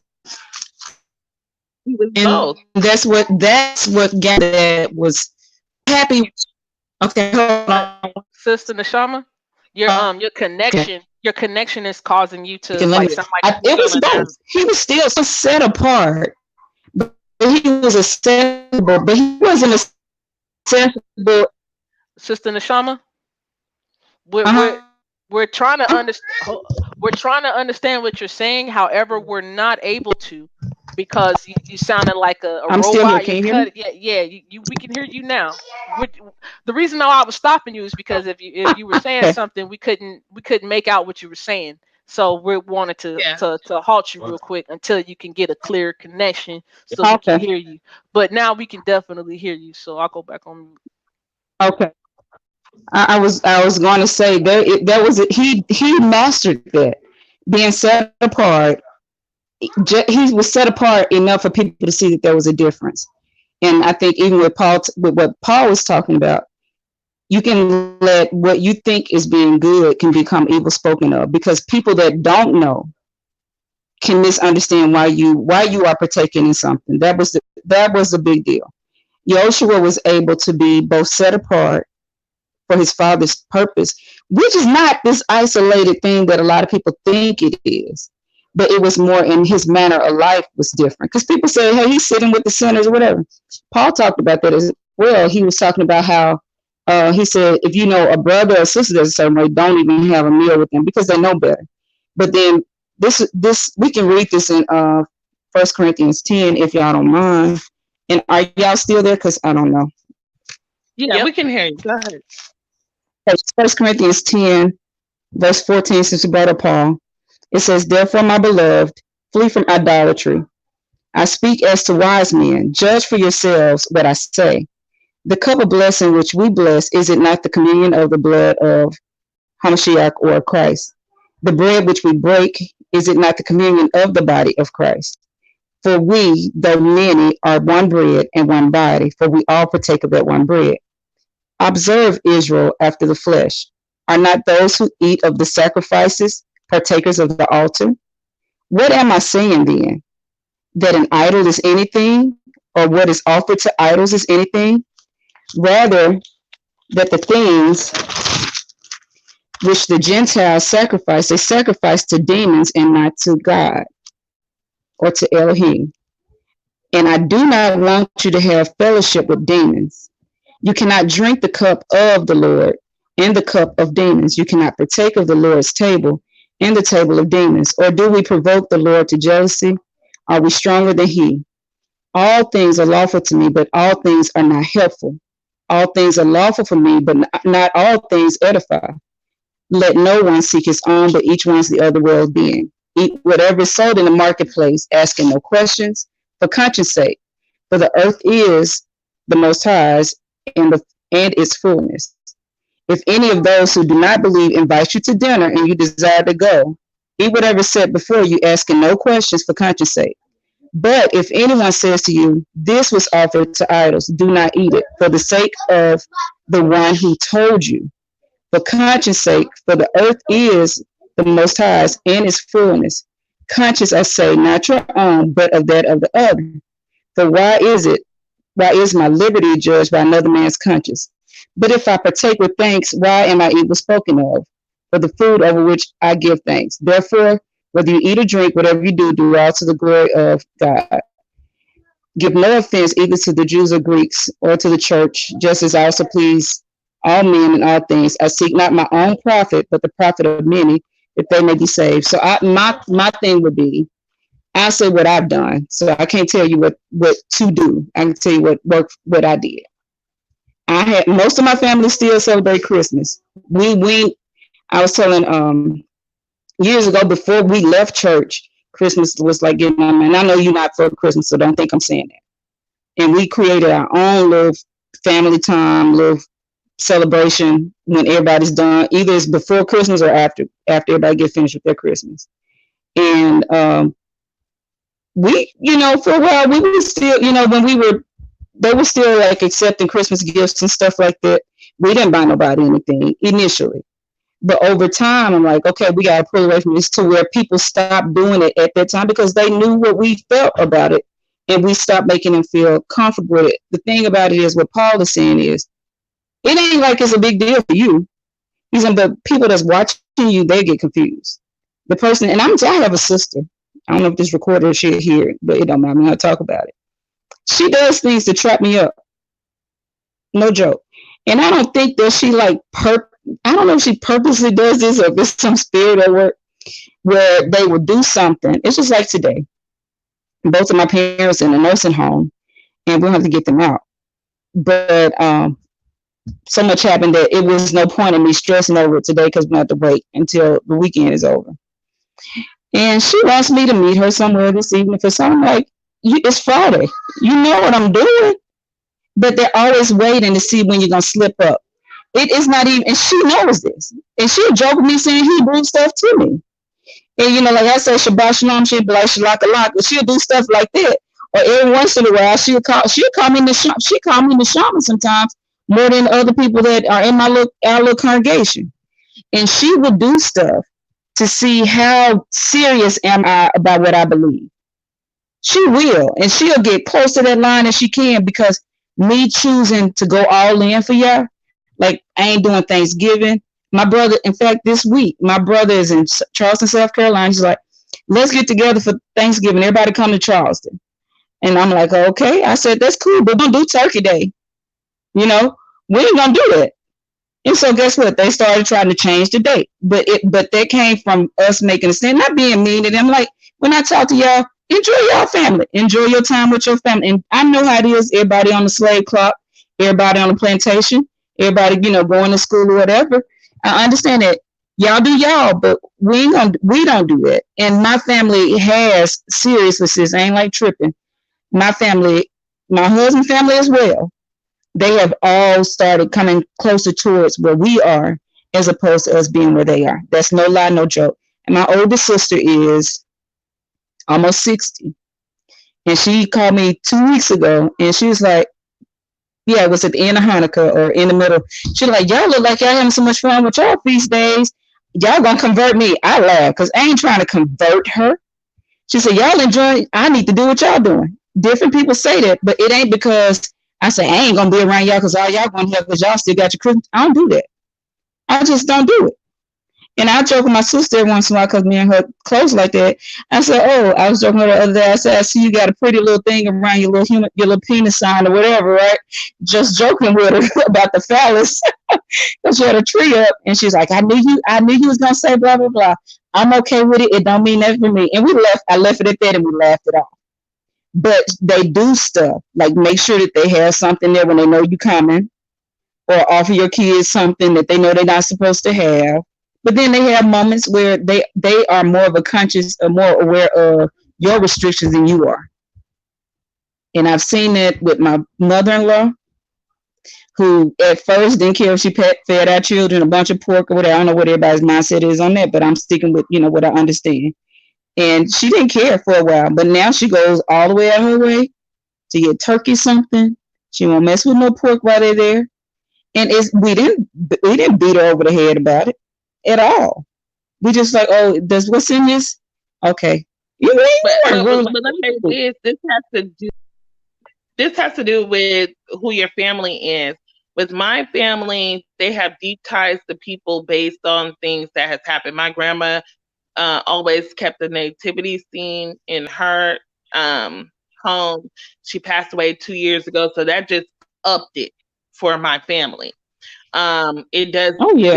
doesn't make it. In our 2013, I actually stopped celebrating Christmas when I was a Christian. It has not Yeah.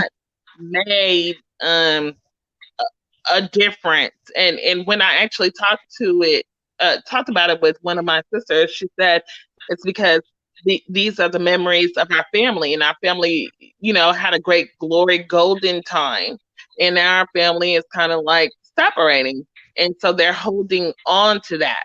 Now you're talking about from 2013. This is the first year that I've actually said, okay, well, I'll come to dinner, you know, but I can do that because I'm strong enough now. But when I came to dinner and things had to be different because of Sheikah, you know what I'm saying? I That understand is what you're what saying. makes They are me being happy. more conscious. I still would say, like, for my family, we didn't have anything but church, singing. That's what we had. Church and singing. We ain't My had no money. family comes from a Catholic background. My Okay. grandmother was fully involved in church.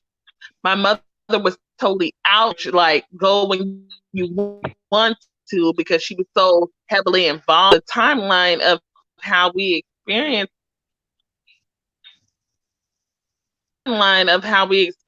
things are a little bit different. So we can't say everybody's family is monolithic and we're doing things the same. We have people who are very involved, people who disengage, and then we have people who re-engage in different ways.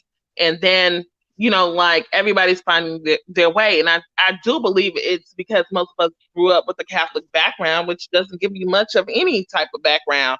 They don't, back Yeah. when we were Catholics, we did not have like, what is that? We didn't have teaching in it. Like there was not even a sermon in the Catholic Church when I grew up, you know? So that's Yeah. why so many people left, and that's why they have this campaign, Catholics come home, because Catholics was Hmm. like, we don't know what to do, you know. It Yeah. was all going up to the sacrament, you know, and so we have to understand that families are different and they respond in different ways, and they respond in ways that are either all based, like you stay away and then they'll eventually want to know, or you engage with them. My family is more of an engagement family. You know, Okay. when I separated from them, I was already the black sheep of the family. Most Israelites, when you talk to them and you get their background, are black sheep of the family. And so, um, and so me going off wasn't anything new, but me being engaged and saying, no, stop the madness. This is not what should be done. Or dropping those gems where I can is more effective for my family. Okay, let me ask you this: when you say it's more effective, besides celebrating Pesach, So what else do they do? Have they came over that, into the faith besides? Have they come over into any other aspect of the faith besides celebrating Pesach?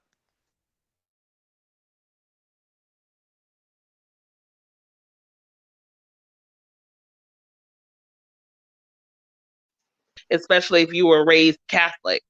That's the big thing of recognizing that Saturday is the Sabbath.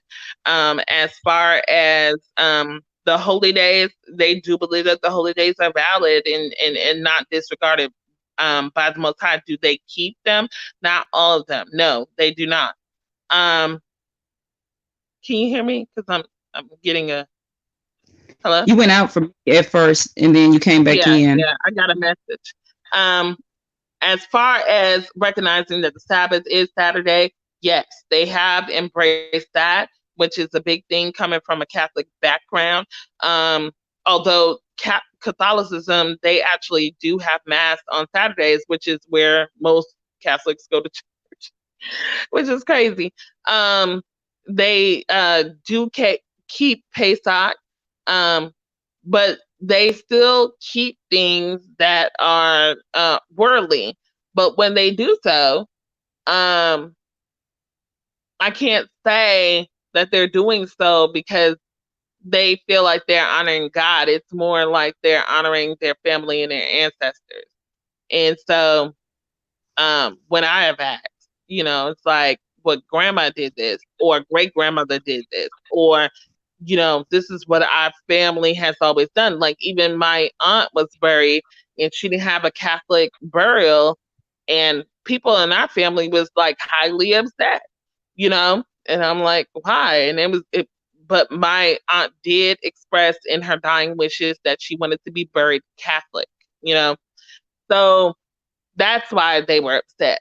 So, it's not just it's not one thing or the other. I can't say, oh, they totally come into the faith. Like, it's not a one all or be all. They're doing something that they didn't do before. They're honoring um my ways and my daughter's way. They want to spend time with us, and this is the only time that we have. I'm not going to deny that. I'm not going to stop loving my brother and sister to keep the laws of the Most High, or if I'm breaking them myself. Um, so, you know, Can I that's ask you a just question? how I do do it. Um, and that You has know, been after several years of disengaging. can I ask a question? I'm just curious because I missed part of it earlier because I think I went out. So make sure I'm understanding, because I know both our families are different. So I wasn't looking at it from the guise of being everybody having identical families or whatever. But I believe the power of the word. I just believe that with my whole heart, because like you said, everybody's diverse. So like, I'm kind of a black sheep, but not like that black sheep that just disappeared. Like, I'm the unintentional mama out of my parents' 9 children, and I'm number 4. And so I understand like the whole closeness, but I do have a question. So did you say you had not gone to the Christmas or Christmas celebrations since 2013? This is your first year back? Actually, actually, before that, when I was a Christian in the church, I did not show up for Christmas and all of that. Um, no, nope. And so y'all don't have any other Matter of fact, get-togethers outside of the my mother holidays? put a meme on my Facebook that says the person who never shows up to family shit, and it was me, and my family showed up. It was like, yep, yeah. Wait, Since hold up. before Pause. Pause. 2015. Pause. Sheikah. This is not SVDL. Uh-uh. Oh, I'm sorry. Sugar honey iced tea.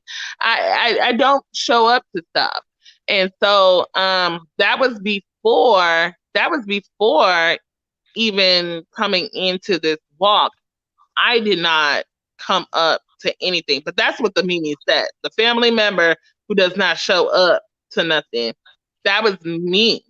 I didn't do that even before. And so I'm an educator, and so there are some kids where you can disengage and they can grow, right? Mm-hmm. And there are some kids that you have to engage. Right.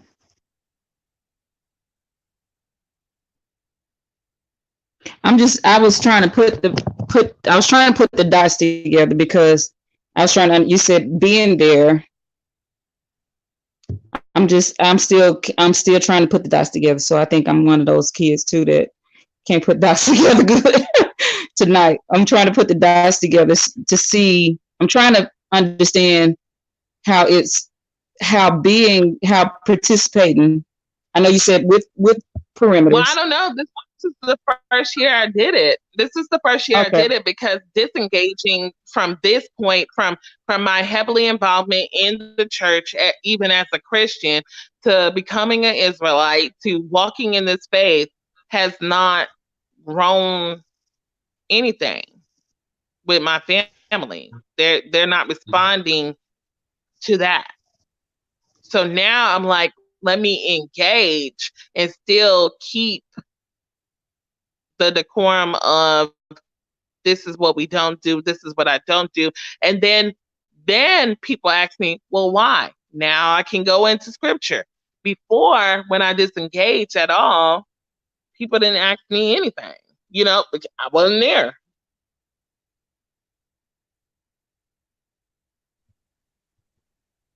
So I think I speak for me. I think my concern is the time of engagement of the more do they feel like you're coming back to Catholicism, that you're kind of trickling back. Because I say that because I had a situation where I started doing some stuff that I used to do, but not for the same reasons. But like my family's like, oh, is she coming back? Like they're always praying for me to come back. Like my mama, she may say Yah this or Yahweh that every once in a while, but they are praying. They probably fasting. They've been losing weight. They probably fasting a lot for me to come back. And so I'm trying to understand, like, since you said it's more of a family closeness, is it other times that y'all get together besides those high?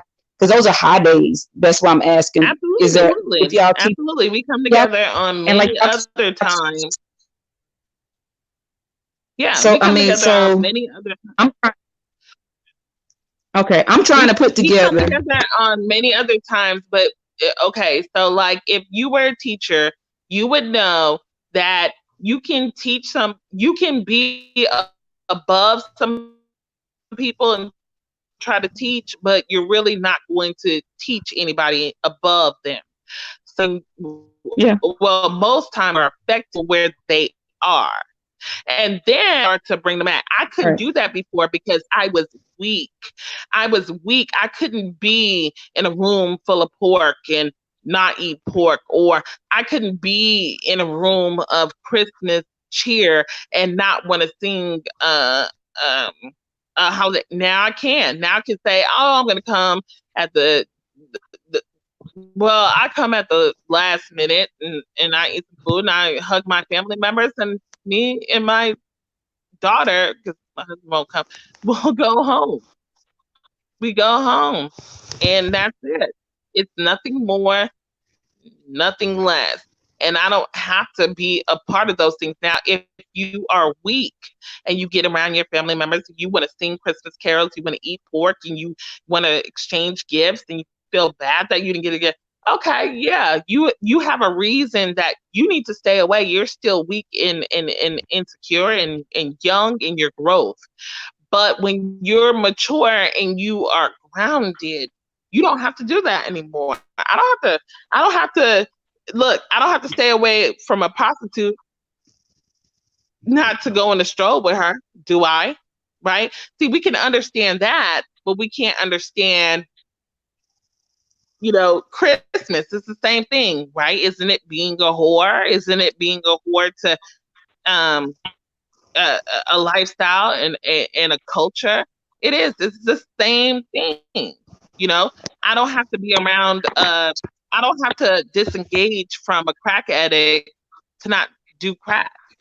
Okay, I don't have to But even, disengage from a stripper to not be on the pole myself. I well, can engage with that person and still be well, I'm honestly, truly trying to rationalize this with you. I promise you, I am, and I have been a teacher. I went to school for all that and stuff, and so I'm really trying to. I'm trying to wrap my. I promise you, that's not me being no kind of way, but I'm trying to wrap my mind around it because I'm listening to what you're saying. There, if Paul you also have been a says, take heed. teacher, have you had to be on your students' level and talk on their level and act like them in order Yeah, to teach them? yeah, and I'm a mom of 10, and so and I have a set of teenagers and a set of toddlers. And so I Mhm. totally understand what you're saying. And I'm, like I said, I'm like the unofficial grandma to my siblings' children because the other grandparents, some of them suck. So I understand exactly what you mean about, I understand your motive.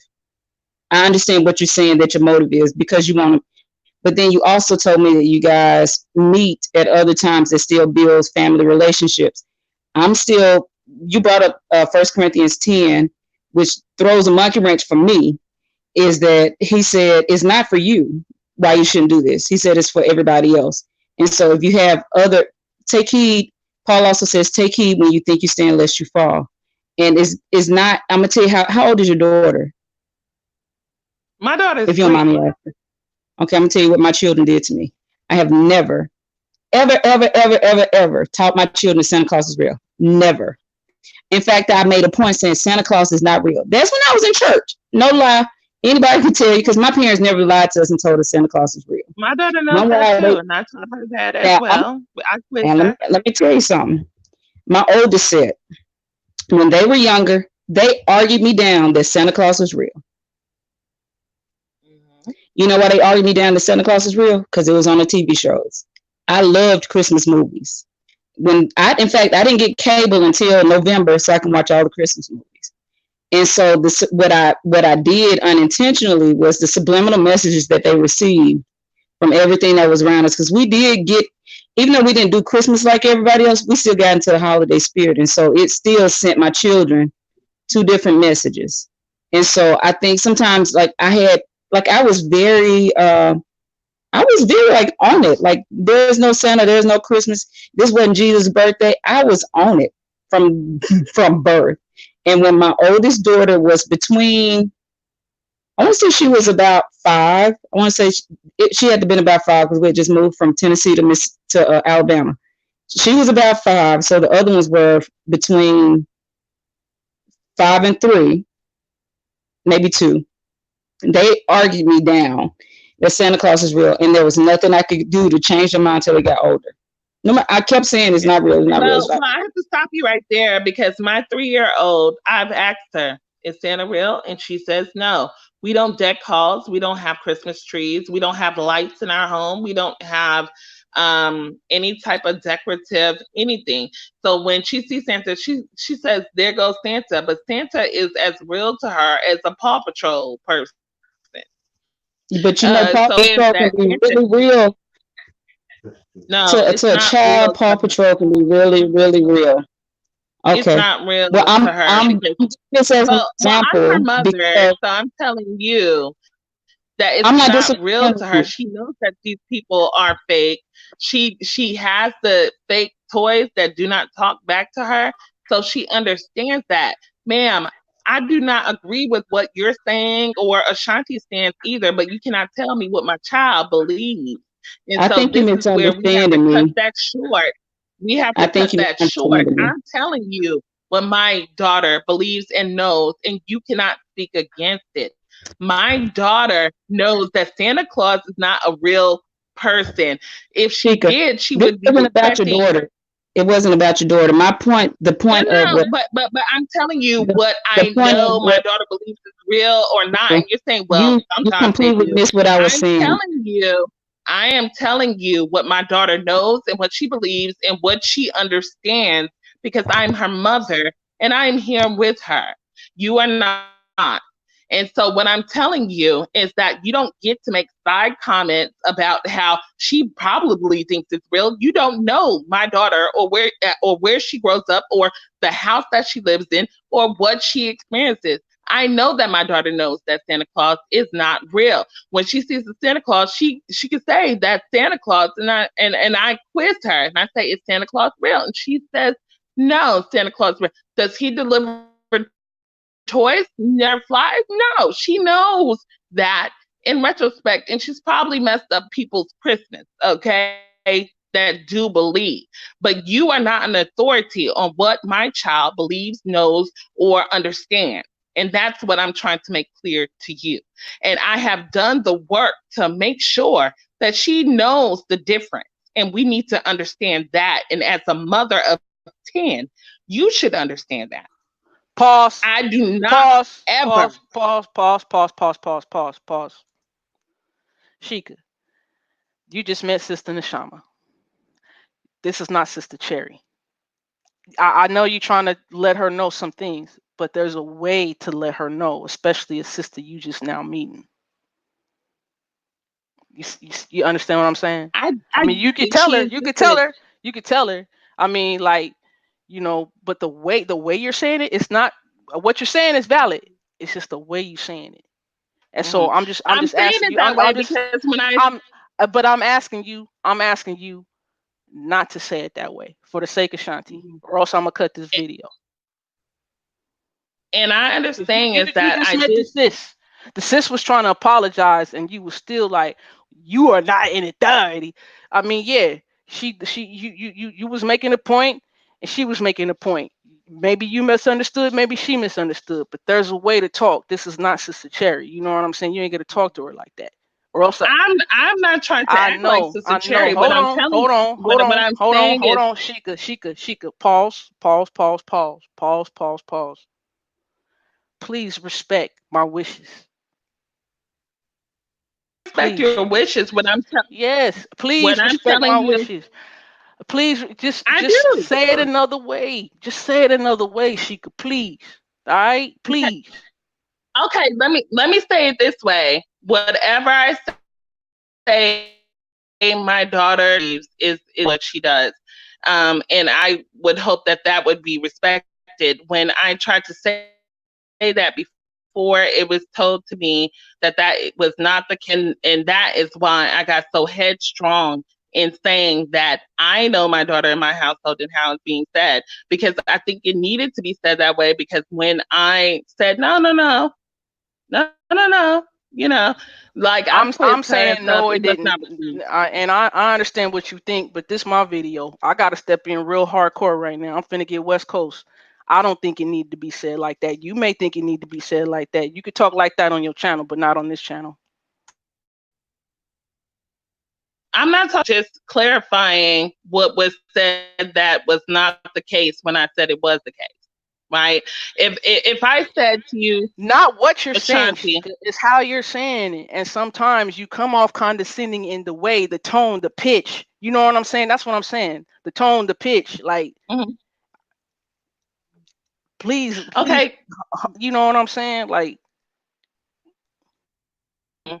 Well, I just feel like somebody's telling me what my kid does believe or doesn't believe. and she did, and she clarified and said she did not. And you just kept going. And you didn't accept the sister's humble apology. No, I did initially. And then she was like, "But kids do this and kids do that," and I was like, "Not my kid."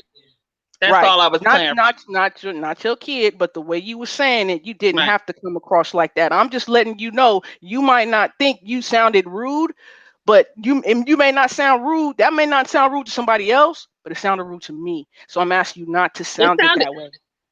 it sounded rude I'm to I'm me that I'm somebody I'm else telling you, got right, and she apologized for right. that. Okay. Is this an awkward time to say Shabbat Shalom?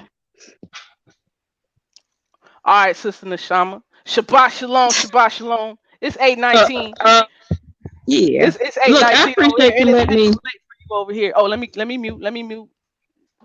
Oh, you good. I appreciate you letting me listen. I was misunderstood, and I may have not said it properly, and I sincerely apologize, Chica. And I Thank think the whole intent is, aside from how you do whatever, I was trying to understand, and I'm gonna let that all go as far as that's concerned. But I think the real thing goes back to Genesis 12 is at what cost are we willing to sacrifice? I've had to make that decision when I left. I knew when I left church, it was hard to leave all of my family, everybody. It's over 50 of us.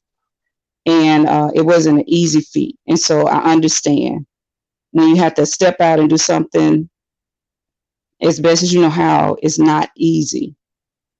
Um, we had never, I said, the first time I kept the Shabbat, I had a friend that was just like looking around and she went to this church. I don't even know what the name of it was. Somewhere in the country, out in the middle of nowhere.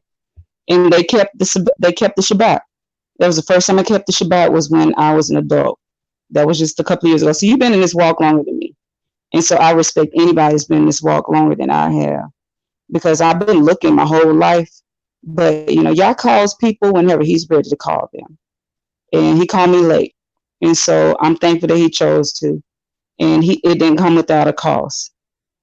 And so, Shanti, I've got to get my children to bed. I am in a different time zone. I'm going to restore the rest of the shalom that's supposed to be embracing in this day. I appreciate you talking about this because it's not easy. It's not easy. And Yep. heck, it ain't easy on nobody. Even the people that's the most zealous, you're going to have moments when you feel by yourself. And a lot of times I'll say for myself, you have to ask yourself, what you're going to cling to because you believing in somebody you can't see. And so when you got to believe in somebody you can't see, you have to pray that He sends somebody that, get a lot of slack. And even, Abram's dad left with him for a while sometimes, but they were following him. They were behind him. They were blessed when they were with him. And so for me, Yah sent different people my way, total strangers. There's this lady, I call her Truth Seeker Tiffany, because I still don't know that lady's name, whether her first name was Tiffany. Me and her would meet up, and we ran. I don't need. She showed up at the place where we worship now. I was just visiting, and we were like totally vibing it or whatever. And she was like, "Well, I heard about this other class somewhere in this conference call." And so I listened in. Them cats, they was like ruthless. I'm like, nah, that ain't for me, because they were like, people that trash you the whole time about, you be like, and they be like, roar, and I can't do that. And so Yah is so faithful that I don't know what happened to her because she and I lost touch, but me and her went to a couple of places looking for Yah because we knew where we were is not where we were supposed to be. And He's faithful like that people will come. This lady was way older than me. We didn't seem like we supposed to fit together. Two total strangers looking for the same person because we heard him call us from where we were. It was like you can't be comfortable where you are no more. And so Yah sent her my way. He sent a couple other people my way that I'm not even in touch with them anymore, that we were both looking for the same thing. So, even when we have to make those tough choices, the Most High is very merciful, that He won't let you be on the road by yourself all the time, alone. It may not be your family. It may not be your blood kin. And I think that's the whole thing of Abraham at the time when He told him to leave, is He got something better for you than blood kin. And it's not going to be easy, especially when you close and tight or whatever, when you tied in or whatever. That was my story. So I relate to leave from your father's house, from your father's idols, and go where I'm going to show you, to a place where I'm going to show you. Go somewhere you don't even know where you're going. You just got to believe that you're moving in the right direction when you listen to the Most High's voice. And so that's where I am.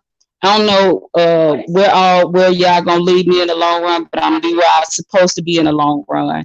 And so it's been a pleasure to meet you, Shika and Shanti. Good to talk to you again, sis. And Vinny, I heard a man voice for a second. It was nice to hear that for a second. But y'all have Thanks, sis. Happy Sabbath to you. Happy Sabbath. Thank you for coming in, Sister Neshama. We're right. gonna talk later as always. All right, y'all have a blessed one. Take care. Shabbat shalom. You too. Bye, shalom.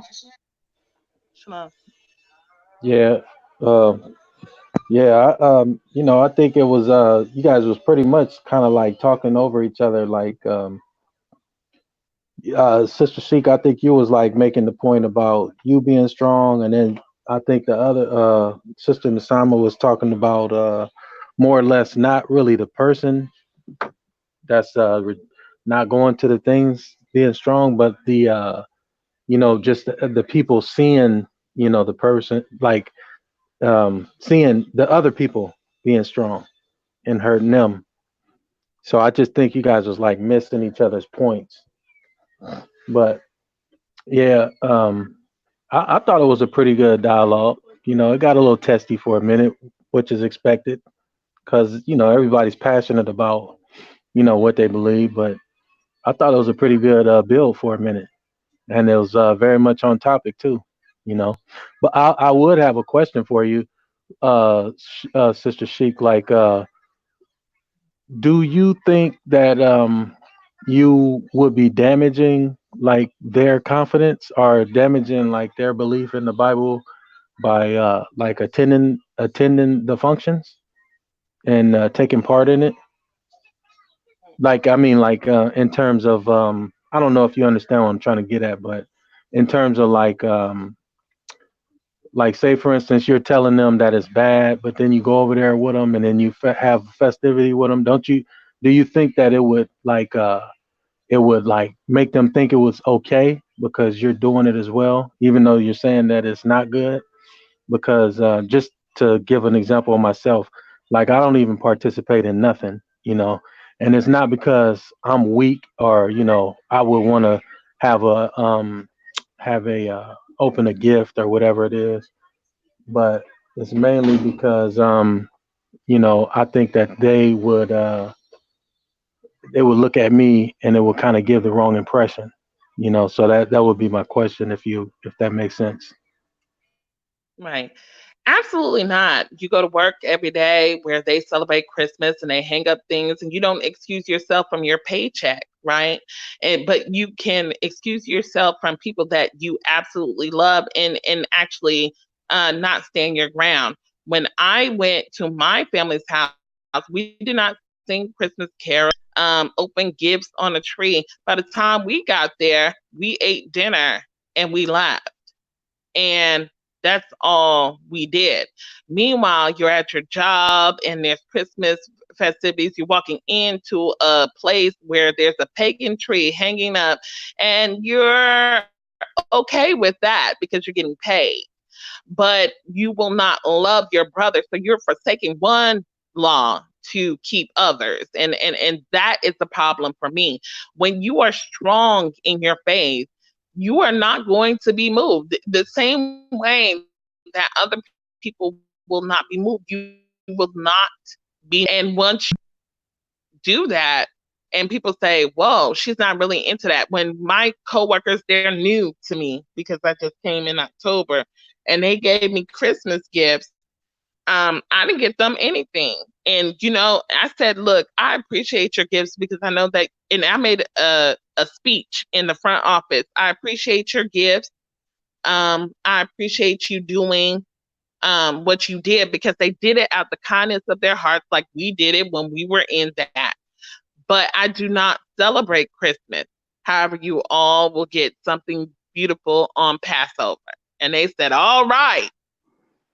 Had I disengaged, had I been like, I don't want your Christmas gifts, had I been rude, had I not been loving, it would have been received in a different way. And actually, when I started to be more staunch about it, and I was around coworkers who did that, and I was like, no, no, no, no, it actually put up a wedge. So we have to know who we're dealing with, and we have to be comparable of how we deal with them, and especially when you're talking about their children.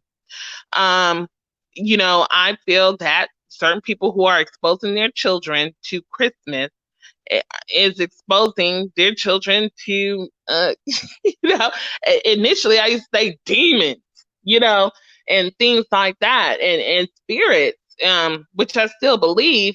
But when you say that, then you're attacking their person, you're attacking their motherhood, you're attacking everything about them. Instead of being more loving, understanding where they're coming from, because you were right there before. You were that same sinner. And if anybody had came to you in not a loving way, most of us were approached by the Spirit of the Most High, who started to give us tidbits of knowledge until we started gaining more and more and more. Okay. And then, I mean, the Most High didn't smack me over the head with all this knowledge and say, "You look what you've done to me." No, he instead hit me with a little bit of knowledge, and then I prayed for more. Then he gave me some more. Then I prayed for more. Then he gave me some more, and that's how I came into it, and that's how people are going to come into it, and if you cannot stand in the midst of it and be an example, yes, you need to exit. You need to stay away. You need to be absent. But being absent is not being set apart. Being set apart is being there and being set apart and saying, no, I don't do this. And this is why. Oh, here's the scripture for that. I don't do this and this is why. What? Because God said, where did God say? This is where he said it. You don't get those questions when you're absent. You only get them when you're there. So, no, I don't think that it is um doing reverse damage. I've actually not celebrated Christmas for a long time, not it have been absent for a long time. And I majored in marketing, and what they tell you is that if one approach doesn't work, you try another. And that's what I started to do this year. Is start another approach I got a following Christ. I got a question for you, Vinny, first, and then I'm gonna ask Sheikah a question. Cause Sheikah, yeah, that that has me want to ask a question with your last line. But brother Vinny, let me ask you this. Uh, Sheikah said she doesn't celebrate Christmas. No problem. The thing she mentioned about, yeah, we go outside and or we go to work, we see Christmas trees, we see decorations.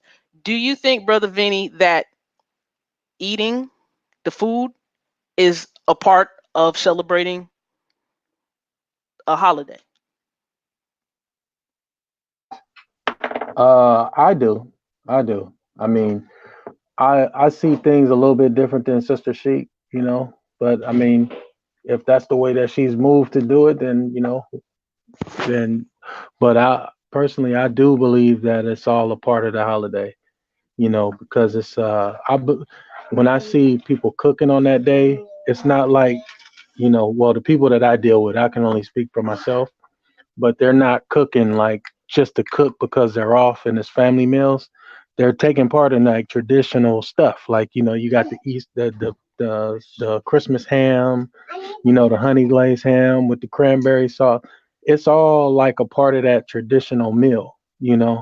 So I think that I don't even take part in it because I feel that, like Paul, when he was saying First Corinthians 10, that's what immediately pops into my head is like when he says, you could damage somebody's conscience by doing these things, because I'm telling them that they're not supposed to do it, but then I come to the house and then I eat the meals that they prepare on these days, or I allow my kids to do it, and I already got to like my kids are between two households, so and then the household with their parent with their mom, she does all these things, so it's like I have to be strong in what I say, otherwise I'm in fear that they're going to believe that it's okay to do these things, and I don't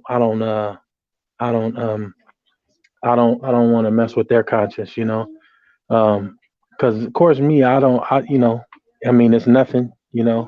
I know that idols are nothing and it doesn't even mean nothing really, but there's people out there that really do believe these things.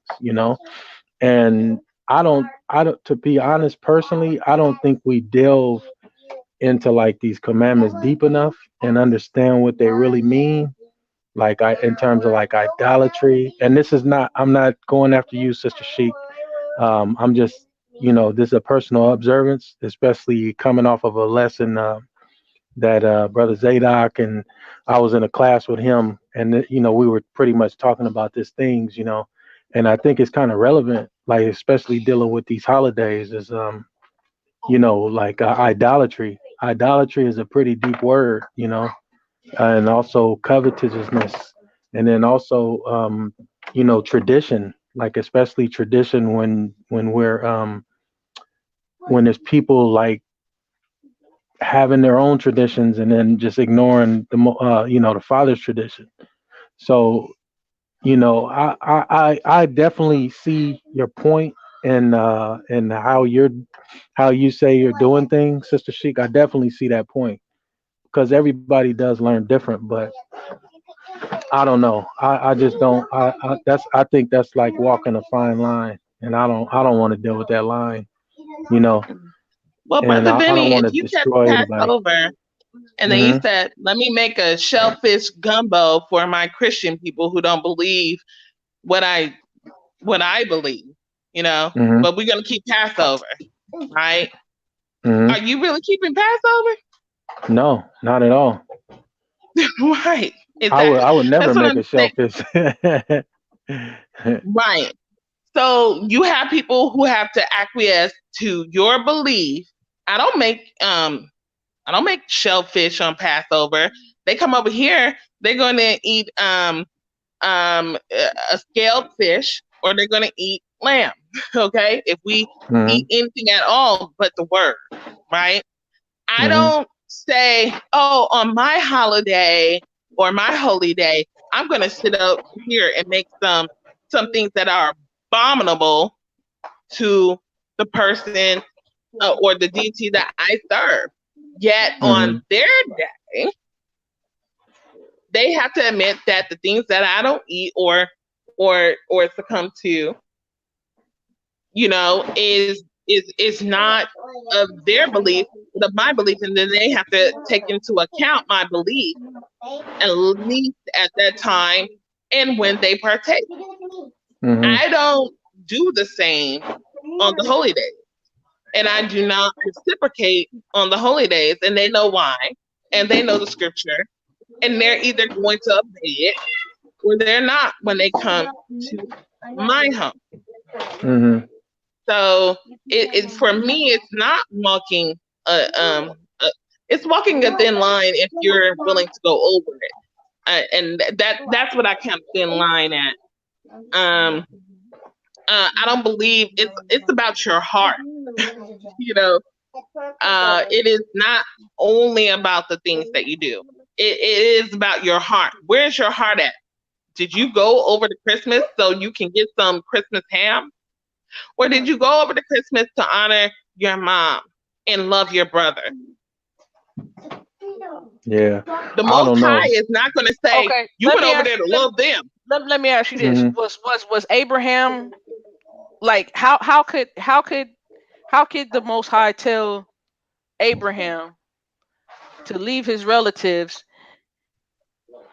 when, and at the same time the Most High was like, well, you got to honor your mother and your father. Okay, so at the same time Yahweh saying honor your mother and your father, but Abraham, leave your relatives. Like, what's, I mean, I'm Well, he confused. left Like, their space. He didn't live in their home. because okay, what I'm saying is this, Shiga. What I'm saying is this. Yes, we can honor our father and our mother. Mhm. I read Matthew 10, and Matthew 10 said, "He that loveth father or mother more than me."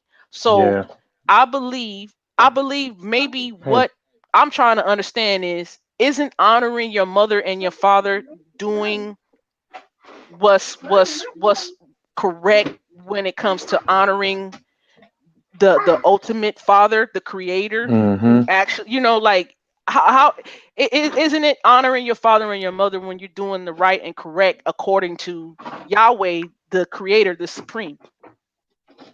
Absolutely. because And you because don't have because because what I'm saying is, we can all say, well, hell, um Abraham dishonored his father and his mother by obeying Yahweh and leaving. Like, that's Or an the Levites killing oxymoron right there. there. I but The mean, see Levites you're killing all The the elders. Levites killed a family. I'm like, okay, but the honoring the father and the mother, like, are Mhm. we dishonoring our father and our mother when we obey the Most High and say, the Most High say, leave your relatives? Okay, relatives is mother and father. And he also, and Yeshua said, yo, he who loves father or mother more than me is not worthy of me. And also in Matthew chapter 12, there's a passage that says, Matthew chapter 12 is a passage that says, who are my mother, my brothers, those who do the will of the Most High. So I'm trying to understand how we dishonoring mother and father when we being obedient to the Most High Yahweh. okay. My mother is saying, come eat. I have made dinner. It's me honoring my mom. My mom knows that I do not celebrate Christmas. We're not giving gifts. I don't have a tree. I We're not doing that. My child does not see that. Um So you're saying So the for most. So you to, you're no, saying no, no, no, no, no. You you are saying so, you saying the Most High. You saying the Most High telling you not to eat a certain food on an honor, and when somebody's inviting you over I don't today, need a certain food. I thing have a whole different meal prepared for me, which is what I'm saying to they're you. they're they're still preparing it though. So what you saying is, man, what you saying is you have a But what you they're saying not is you preparing.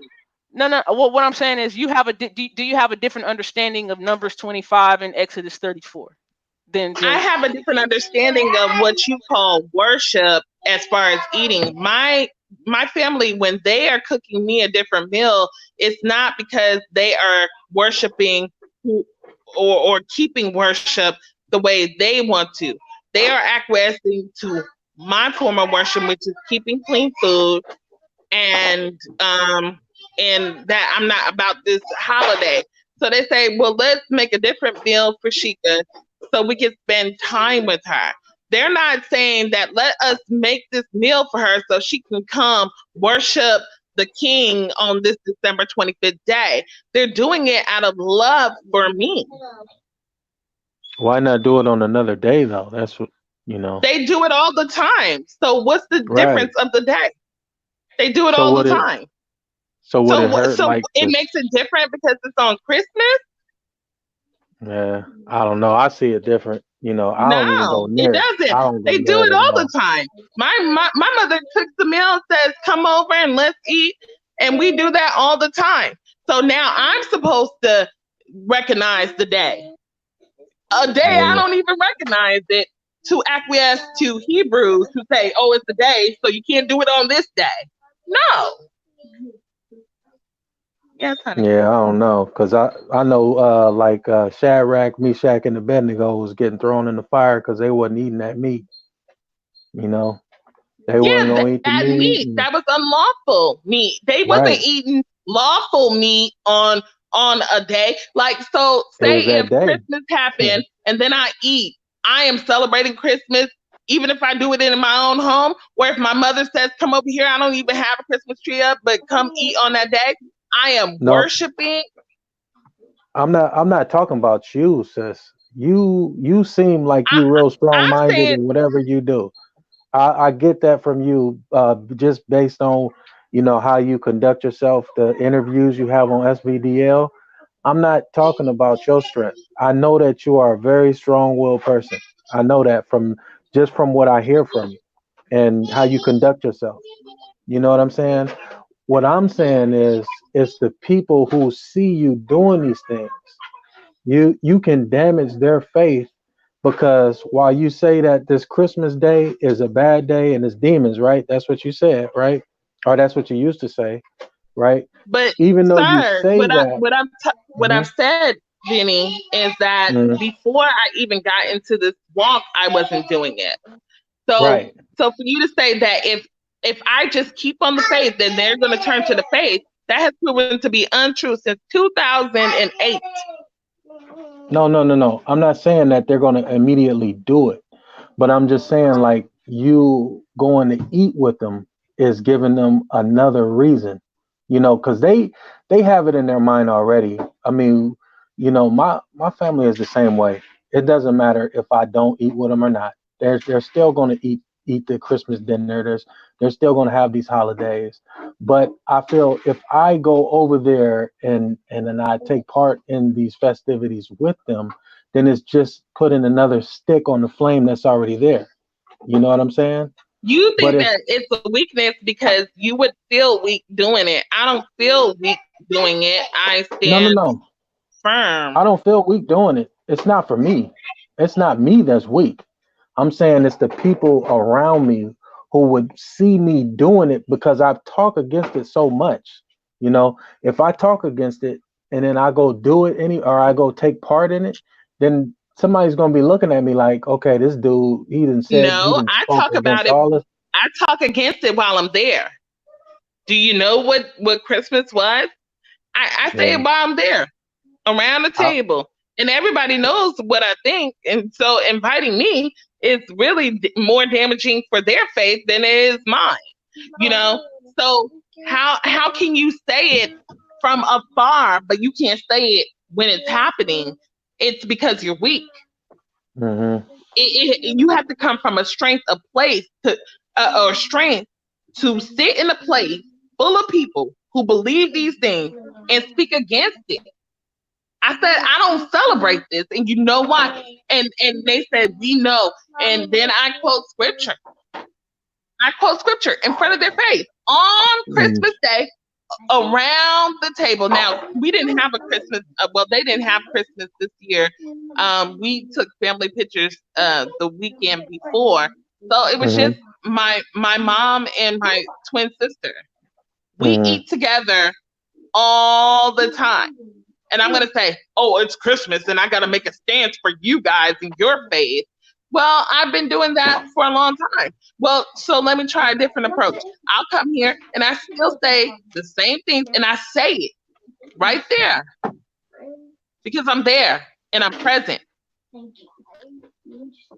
So how do well, okay, so when you read like what Paul was saying about if you have faith, have it in your own house, like, but if you eat and you damage another person, how do you read that scripture?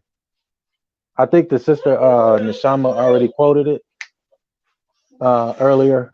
Do you know which one I'm talking about? I know what scripture you're talking about, but I think I'm Yeah, recalling yeah. another scripture and I have to get that scripture. I didn't have it Here, on deck, unfortunately, because I'm let me going to get see. it. Hold on. Let me see 1 second. Well, no, I'm going to Because get I it just want because to. I'm gonna get it because I want to quote it in exact. I want to get it in exact. Um, but when it's the same thing with Peter. Peter said, "I don't eat nothing unclean." Of course, it was talking about um people. Mm-hmm. Sometimes, in order to do something new and to spread the word, you have to do something different. And if any, I'm sorry, my daughter's Mm-hmm. chasing around. She's going wild over there. She's She like, chasing the get off kitten. my mama.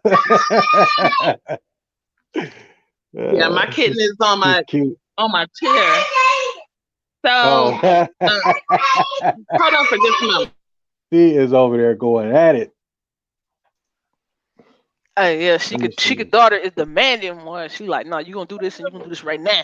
You know what I'm Oh yeah, that's what she thinks. And then she cries like she's doing there. So Mm-hmm. anyway,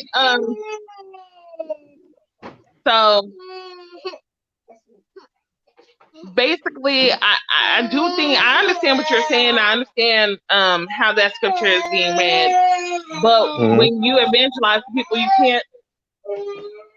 you can't be in a situation where it's like, well, if it's comfortable for me or if it vibes with me. Sometimes you have to get uncomfortable. And this year I decided to get uncomfortable. And people take issue with that. I know Shanti takes issue with that. But but I do take issue with it, but I'll tell you why I do. But go ahead. takes issue with it, but I know my family and I know that what I've been doing hasn't worked, and I've done exactly what's been and the other sister, and that has not worked.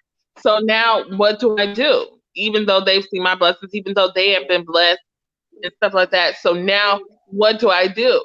Now I can stand here. I couldn't do it before. I could not do it before without, but now I can, and it's Sheik, you just bounced out. Sheik, for you there? me. Oh, there you go. Okay. They changed my life. So do Okay, you? Sheik, you cutting out sometimes, Yeah, and that's why we were saying like we couldn't hear like the total yeah. sentence. I have a question too. Before you start reading that script, do you think that they only do it because of tradition? Uh oh. She on mute. Sister Sheik, you on mute. I don't know if you're trying to talk. You on mute though. or maybe she stepped away for a minute. Because I know most my family, man, they do it because of tradition. Like if that tradition wasn't there, they wouldn't be doing it. as You as know, as most are, and most right? people, like, I mean when you assimilate into something and it Mm-hmm. has you feeling good and warm and tingly, Oh and it yeah, she it dropped feels out. it feels good. I mean, and you get to the point where you don't want to create your own traditions. You like, I want those. Right. But that has Ex- always been, that Vinny, that has always been an issue Yep. with the children of the Most High. You know what I'm saying? Yep. That has always been an issue with the children of Israel. Like, okay, they over there having fun. How did the nations do this to their Mm-hmm. Elohim? We gonna learn that, even though the Father said don't learn that. You know what I mean? Like, we think they're having more fun over there, or we think the grass is greener on the other side over there. We want those Mm-hmm. traditions over there. We want those practices and Right. customs over there. To the point where, like, syncretism took place too over in Mm-hmm. like Kings. You know what I mean? I think that's Mm-hmm. second Kings. People thought as long as they was still serving the Most High that they can mix and mingle in Right. things of the other nations. But Right. I will say He this, wasn't and accepting that. when okay, there she could There go. she go. There she go. Okay. I'll tell you real quick what I have an issue My with bad. here. It's not a real big issue, but it's not a big issue at all. And that's probably not even an issue. I just have, like, when you say what I've been doing has not Mm-hmm. worked, I need to do something different. Yeah. And when you say that, it sounds like, and it may not be, it sounds like you're trying to get your family over to the Most High when you want them to come over to the Most High by Yeah. any means necessary. That's what I get, or that's what I get when you say what I've been doing has not worked. I need to do something else to get it to work. When you say get it to work, what you trying to get to work? To win them over when you want them to come over? But or That's a are you good trying to point. get them to understand when you want them to understand, how you want them to understand? And let me say this lastly. I know what you're saying, like, you're saying, I mean, you said, hey, how can you teach them if you're not there? Well, FYI, just for me on a personal note, I don't come around. I'm around. I call my husband my family because my primary family is my family. But when I do go to family night or game night or any other time I spend with my family, they know why I'm not coming over on the holidays. However, they are getting taught by me when they actually openly watch these videos. Family have told me they watch my videos.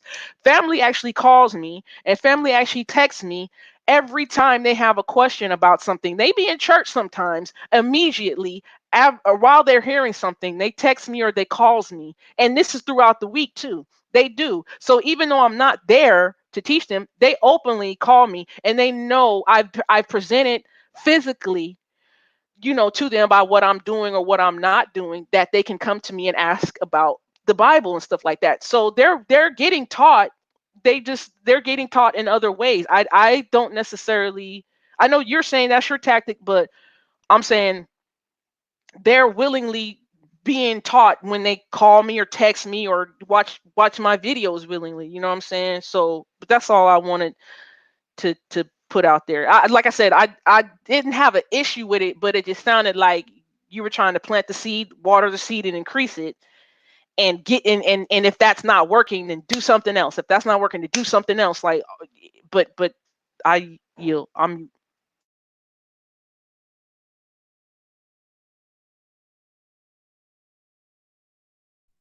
Uh-oh, did we lose Sister Sheik again?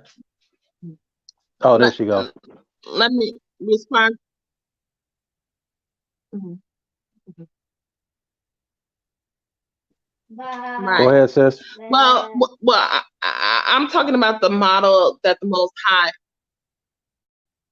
No, I'm here. Hello. Okay. I'm talking about the model of the Most High. The Most High taught, right, in it, without being there or showing His presence to certain individuals. At first, with men, He did it. Initially with everyone, and then it became representatives, and then it became, prophets and stuff like that. And so he was present and he was there, but he wasn't visible or tangible. And so then we have a New Testament where he was tangible, where he actually got off of his throne and came down. right? And so that is the model of the Most High, to get down off of your throne and come down and be among God with us, and be among those who do not understand. And it takes elevation to be able to do it. Um,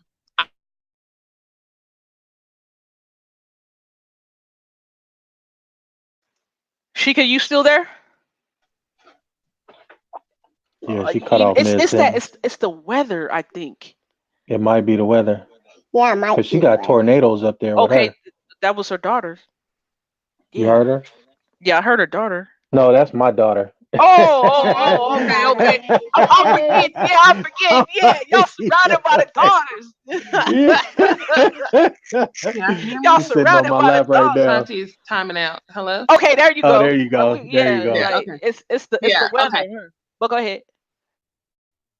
Yeah, I'm sorry because we got storms coming over. But it is actually the model of the Most High. The Most High was there as far as his presence, as far as his spirit, the Ruach, right? And then we had a New Testament where he actually physically came down. He said, it's not enough for me to just be good in showing you, and even though I keep on giving you new life, you keep disregarding it, right? Now I got to come down and show you how to do this, how to get this done, and stuff like that. And I have to be amongst you in order for you to do it. And that is exactly the model of the Most High. He tried it one way, and then he did something different on the New Testament. And now when we hear, oh, I've been separate, I've been set apart, and I've been setting my spirit, and I've been showing you righteousness through my light. And then you hear somebody say, now I'm going to be amongst you, and I'm still going to do it. That is so far fetched, but we believe in the New Testament. And so we have to really deal with our consciousness when we say that, or else we're even doubting the New Testament, and that the Most High tried different ways to get to different people and different ways to get to the same person. Look at Jonah. Jonah ran from the Most High until he got swallowed up by a whale and got spit out where he was supposed to be. He told him, he was like, do this, and he was, and Jonah said no. And he had to try a different way. So trying a different way is the Most High's way. It is an But art, it is a science. Jonah was sent to a people who repented, though. Go ahead. But we don't know what's going to happen in the end, and that's why you're not God. That's why none of us is God. And True, so that's we why don't know we what's only going to have to happen do in the our beginning. part. What I'm saying is Jonah went to a people that already repented. That's why Jonah was sent there. Uh, but did they know that initially? Did They anybody are know? Did Jonah know that? they Jonah, but the people already repented. They repented from But their did ways. Jonah know that?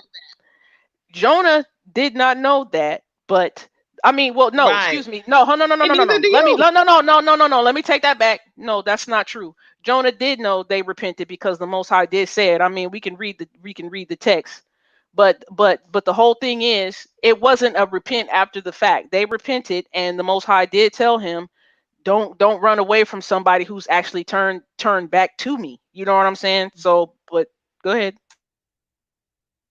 But we're not talking about, we're talking about Jonah and what he was supposed to do. Right, he was supposed to Right? go to people who already repented Right. because the Most High said they already And he said repented. no. And then the Most High said go, and he said no. And then he changed his approach. Okay, you're not going to do it. You're not going to do what I said. Then I'm going to do it a different way, and you're going to be sent there. That was the example that I was bringing up. I got you on that. I got you on that. Okay. Definitely.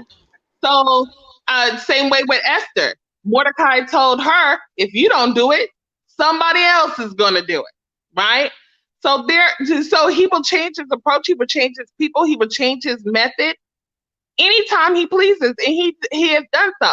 He had not a far off, because the presence, of course, manifested in the Old Testament, but God with us came in the New Testament. And this is what our Old Testament brothers and sisters can get off of. because they're like, no, he's always going to just do it that way. And then we're like, but they weren't getting it that way. So then he had a new way. Now we can accept that, but we can't accept it when a human brother or sister says the same thing and agrees with God. And so when I just think about that, and I also teach, and I'm also a mother, and we all have mentored people. Sometimes we put it one way, then we have to put it a totally different way in order for them to get it. They may not get it that way. Some kids get it the first way, and so then there's something called intervention where we have to put it another way. And then there's special education and gifted and talented, which are both special in their processing the same way, but different spectrum, right? And we have to put it a whole different way. So when we're saying there's only one way to put it, the Most High put it several different ways. He met people where they were, and he adjusted and monitored as need be. And I don't understand why that is not the case for man, and why when man does that, it ought to be scrutinized. The Most High, the Ruach does the increase, but the seeds have to be planted by us. And if the seed is not taking root, it might be on bad ground, or the person who's doing the sowing doesn't know what they're doing and is learning along the way as well, just like a new teacher would. New teachers, they have all the best intentions, but boy, can they not teach. Okay.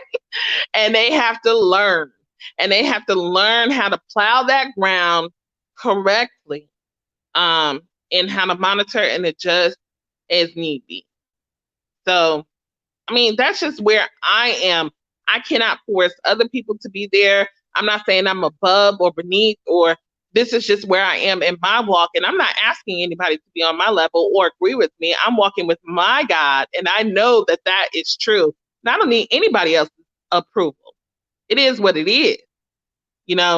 People can disagree with me and quote scripture all day. You are not here with me and my God, and we're going to walk together. And we've been walking this walk, and it has been fruitful. The harvest has been plenty. So I'm going to continue to do that. I hope you guys continue to do what's plentiful and bountiful and in the Most High's will for you guys. And that's all I have to say. So Shabbat Shalom. Go ahead. I'm listening. All right, sis. Shabbat shalom. All right. Um. Well, I'm gonna wrap it up then, and close this conversation out. I really appreciate Sister Nashama for coming on. I appreciate Sheikah for coming on. I appreciate Vinny for coming on. I appreciate every last one of the people out there who've watched and listened to this conversation. These conversations definitely can be had, and I believe they need Mhm. to be had just a little bit more. And even though things can get a little heated sometimes, we can always find a way to simmer down and come back to some civility, amongst Mhm. ourselves. And these are the hardcore topics that are good to cover. We don't shy away from them. They may be difficult, however, they're doable. You know what I mean? And it helps these questions. Yeah, they seem a little harsh, but it helps us to gain a better comprehension of how people have a perspective or come to their perspective, or how people come to their conclusion, and things of that nature. I always like to I don't like to condemn people at all. I just try to get an Mhm. understanding. I try to get some clarity, because there's reasons why people come to the perspective or understanding Yep. that they do. You know what I Yep. mean? I just don't believe in condescending behavior, attitudes, or tones. I don't Mhm. believe in condemning people and telling them they're going to hell, or telling somebody No. something where they're wrong. You know what I mean? Yeah. We have a faith where we believe in a creator that's invisible. You know what I mean? We have faith in a creator that's invisible. who sits on the throne seat in between cherubim, and we believe that entity exists because of the created things we see around us, and created beings like ourselves. So I just as I made it a point, like, I understand the zeal might be there in the beginning, and just, this year I wanted to do this conversation. The memes, or the memes on Facebook, was my last and Mm, final mm. draw. People like, oh, you stupid if you think that the New Year is at the dead of winter. And I'm like, you know what? I don't like to be. I know what it is to be called stupid. I try to Mhm, treat people the way I want to be treated. That's a mantra of Yeshua's as well. You know what I mean? But we were there. We used to be there. We had, the understanding that we had. I'm just grateful to the Most High that I was willing to be, you know, will. I thank the Most High that I was willing to learn and be challenged. But the whole saying you stupid thing, I'm like, that hurts, because somebody could tell us we stupid for believing in somebody could tell us we're stupid for believing in an invisible deity that we believe is sitting on a seat between cherubim. You know what I'm saying? mhm, You know what mhm. I mean? Because everybody Yeah. else's deity could be physically seen. You know what I mean? But Mhm. I just don't like attacking people. I don't like throwing No. ad hominems and name calling and, degrading or belittling or berating Mhm. people. You know what I mean, Vinny? And I think that we got to have some sort of, like, compassion, grace, and mercy. And I think it's good to reevaluate love. You know what I mean? Like, the Most Mhm. High tell us Mhm. to love, but there's these intricate instructions or measurements or rules that the Most High has given to us, and those Mhm. measurements are pretty much, those are the Most High telling us how to love Him. And you Mhm. know what I mean? And Exactly. and, and they're very Exactly. detailed, and they're very specific. You know what I Right. mean? And we might not Right. understand them, being over here Mhm. assimilated a little bit into the Greco-Roman, westernized European thinking. Mhm. You know what I mean? But I do want to say, lastly, read Luke 14. It says, what Mhm. man started to build a structure, pretty much, and he didn't have enough to finish. Like, who don't count the cost? Mhm. And a lot of this time, like, the cost of this is the loss of family, your blood relatives. you know Mhm. and Abraham did lose his blood relatives. However, he gained nations. Yeah, he did. The seed, and the seed Mhm. of the Messiah came through him. You know what I'm saying? So it's like, we I think we needs to reevaluate or reexamine, Mhm. like, do we really believe that the Most High's newfound family is a blessing as he says it is? Mhm. You know what I mean? Yeah, Yep. we're brothers and sisters. Yes, we're supposed to be honoring. However, there is an understanding of how to honor, and I just think, I don't know. We just, like you said. I I believe the think same thing. Yeah. I think what you said is very valid, in that it's gonna take a while to get to the real Hebraic understanding of a lot of these Mhm. commandments, brother Vinny. You know what I'm saying? Mhm. Being up over here, and I know we have this saying over here, family over everything. But I'm like, dude, Yep. the most high said, well, this family is over everything. And Yep. there's a redefining of what family is here. And it's like, Exactly. dude, this is a costly walk. And It, and, and man, and very much. and this cost Abraham his blood relatives. However, he gained 300 servants. I mean, the seed of the promise came through him, and he and all all the nations, the families through the nations, will be blessed through Abraham. And he gained Mhm. that. That's like, Abraham can say, this is my family. Right. Right. Right. But Right. but but the family is the kingdom. We always talk about the kingdom, but the family Mhm. is the kingdom. The kingdom is the people's who's going to be doing the Most High's will, the way He said His will The was. body. Right. You know what I mean? So it's like, we got to reevaluate just a lot. Just And these costs. reevaluate, These costs. self-examine. Yeah, go ahead, Vinny. Now I was gonna say these talks, man. These talks, even though I mean we have different opinions, that's obvious. But these talks definitely bring some stuff out. You know what I mean? Yeah, They definitely bring stuff out. You know, because right, right. I always appreciate being on with Sister Sheikah because she definitely offers some different things. And so I mean, something to think about. You know what I'm saying? But we definitely need to have these talks, whether we agree or whether we don't agree, because we're not always going to agree. You know, but the core, as long as the core is always there, I think that the talks are well worth it. You know, and I thought this was a good discussion tonight. Hmm. Thank you, brother Vinny. Yeah, I yeah, definitely definitely. I wanted to do it after the holidays went away. Yeah, You know what I yeah, mean? yeah. You know what I mean? Yeah, But yeah, man, mm, so I mean, I cried literal tears. It's like yeah, people like, yeah, well, man. we're not connected. People like, the family's like, well, we're not connected to you anymore. And I'm like, man, I'm looking at Hmm. this Bible. I'm like, dude, yeah, you don't. Well, when you don't read or when you don't comprehend, that's a lot what this is about. It's like who's on the Yeah, Lord's side. right, right, right, right. I mean, like you And it. said, you brought up the Levites. The reason why the Levite Hmm. priesthood was brought forth and ordained because of what they did. The Most High Hello. said, "Take your sword." And who's on the Lord's side? Okay, y'all stepped up, start slaying your Hello. family member. And a lot of us in Family. our Western Greco-Roman mind be like, hell no. So I'm like, We dude, can't do that's a it. lot. That's a lot what this Yahweh is about. Like, dude, there's gonna Hmm. be some people who for me, and there's gonna be some people who not for me. And a lot of Hmm. these people, I mean, ultimately, we gotta understand, Vinny. All Hmm. of us are created by the Most High. So before Right. these people are our family, these are the Most High's children. Yeah. If He Yeah. says my own children, some of them ain't gonna be for me, and some of them gonna be for me.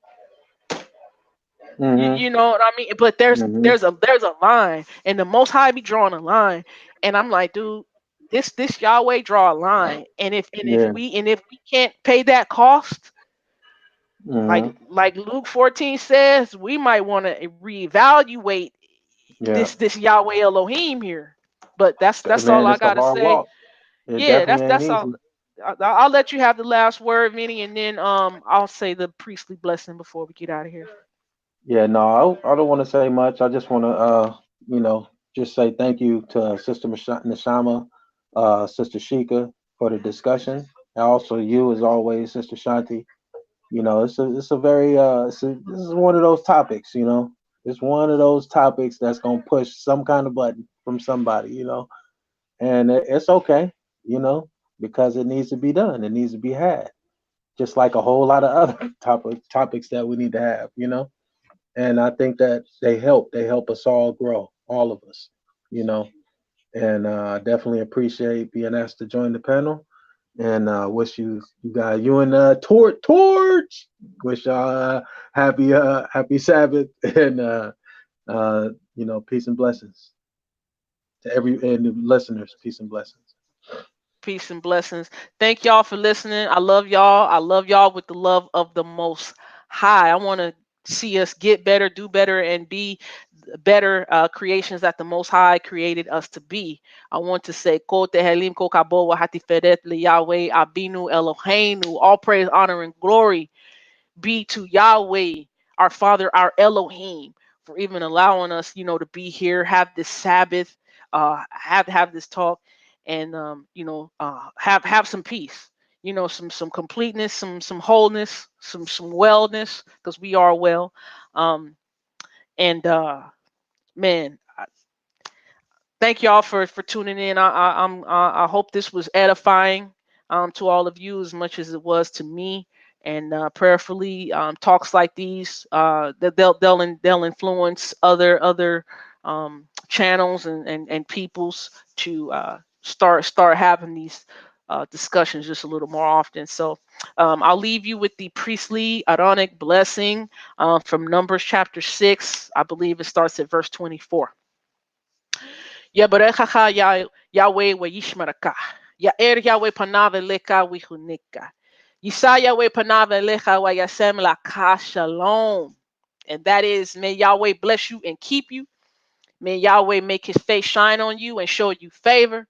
May Yahweh lift up his face towards you.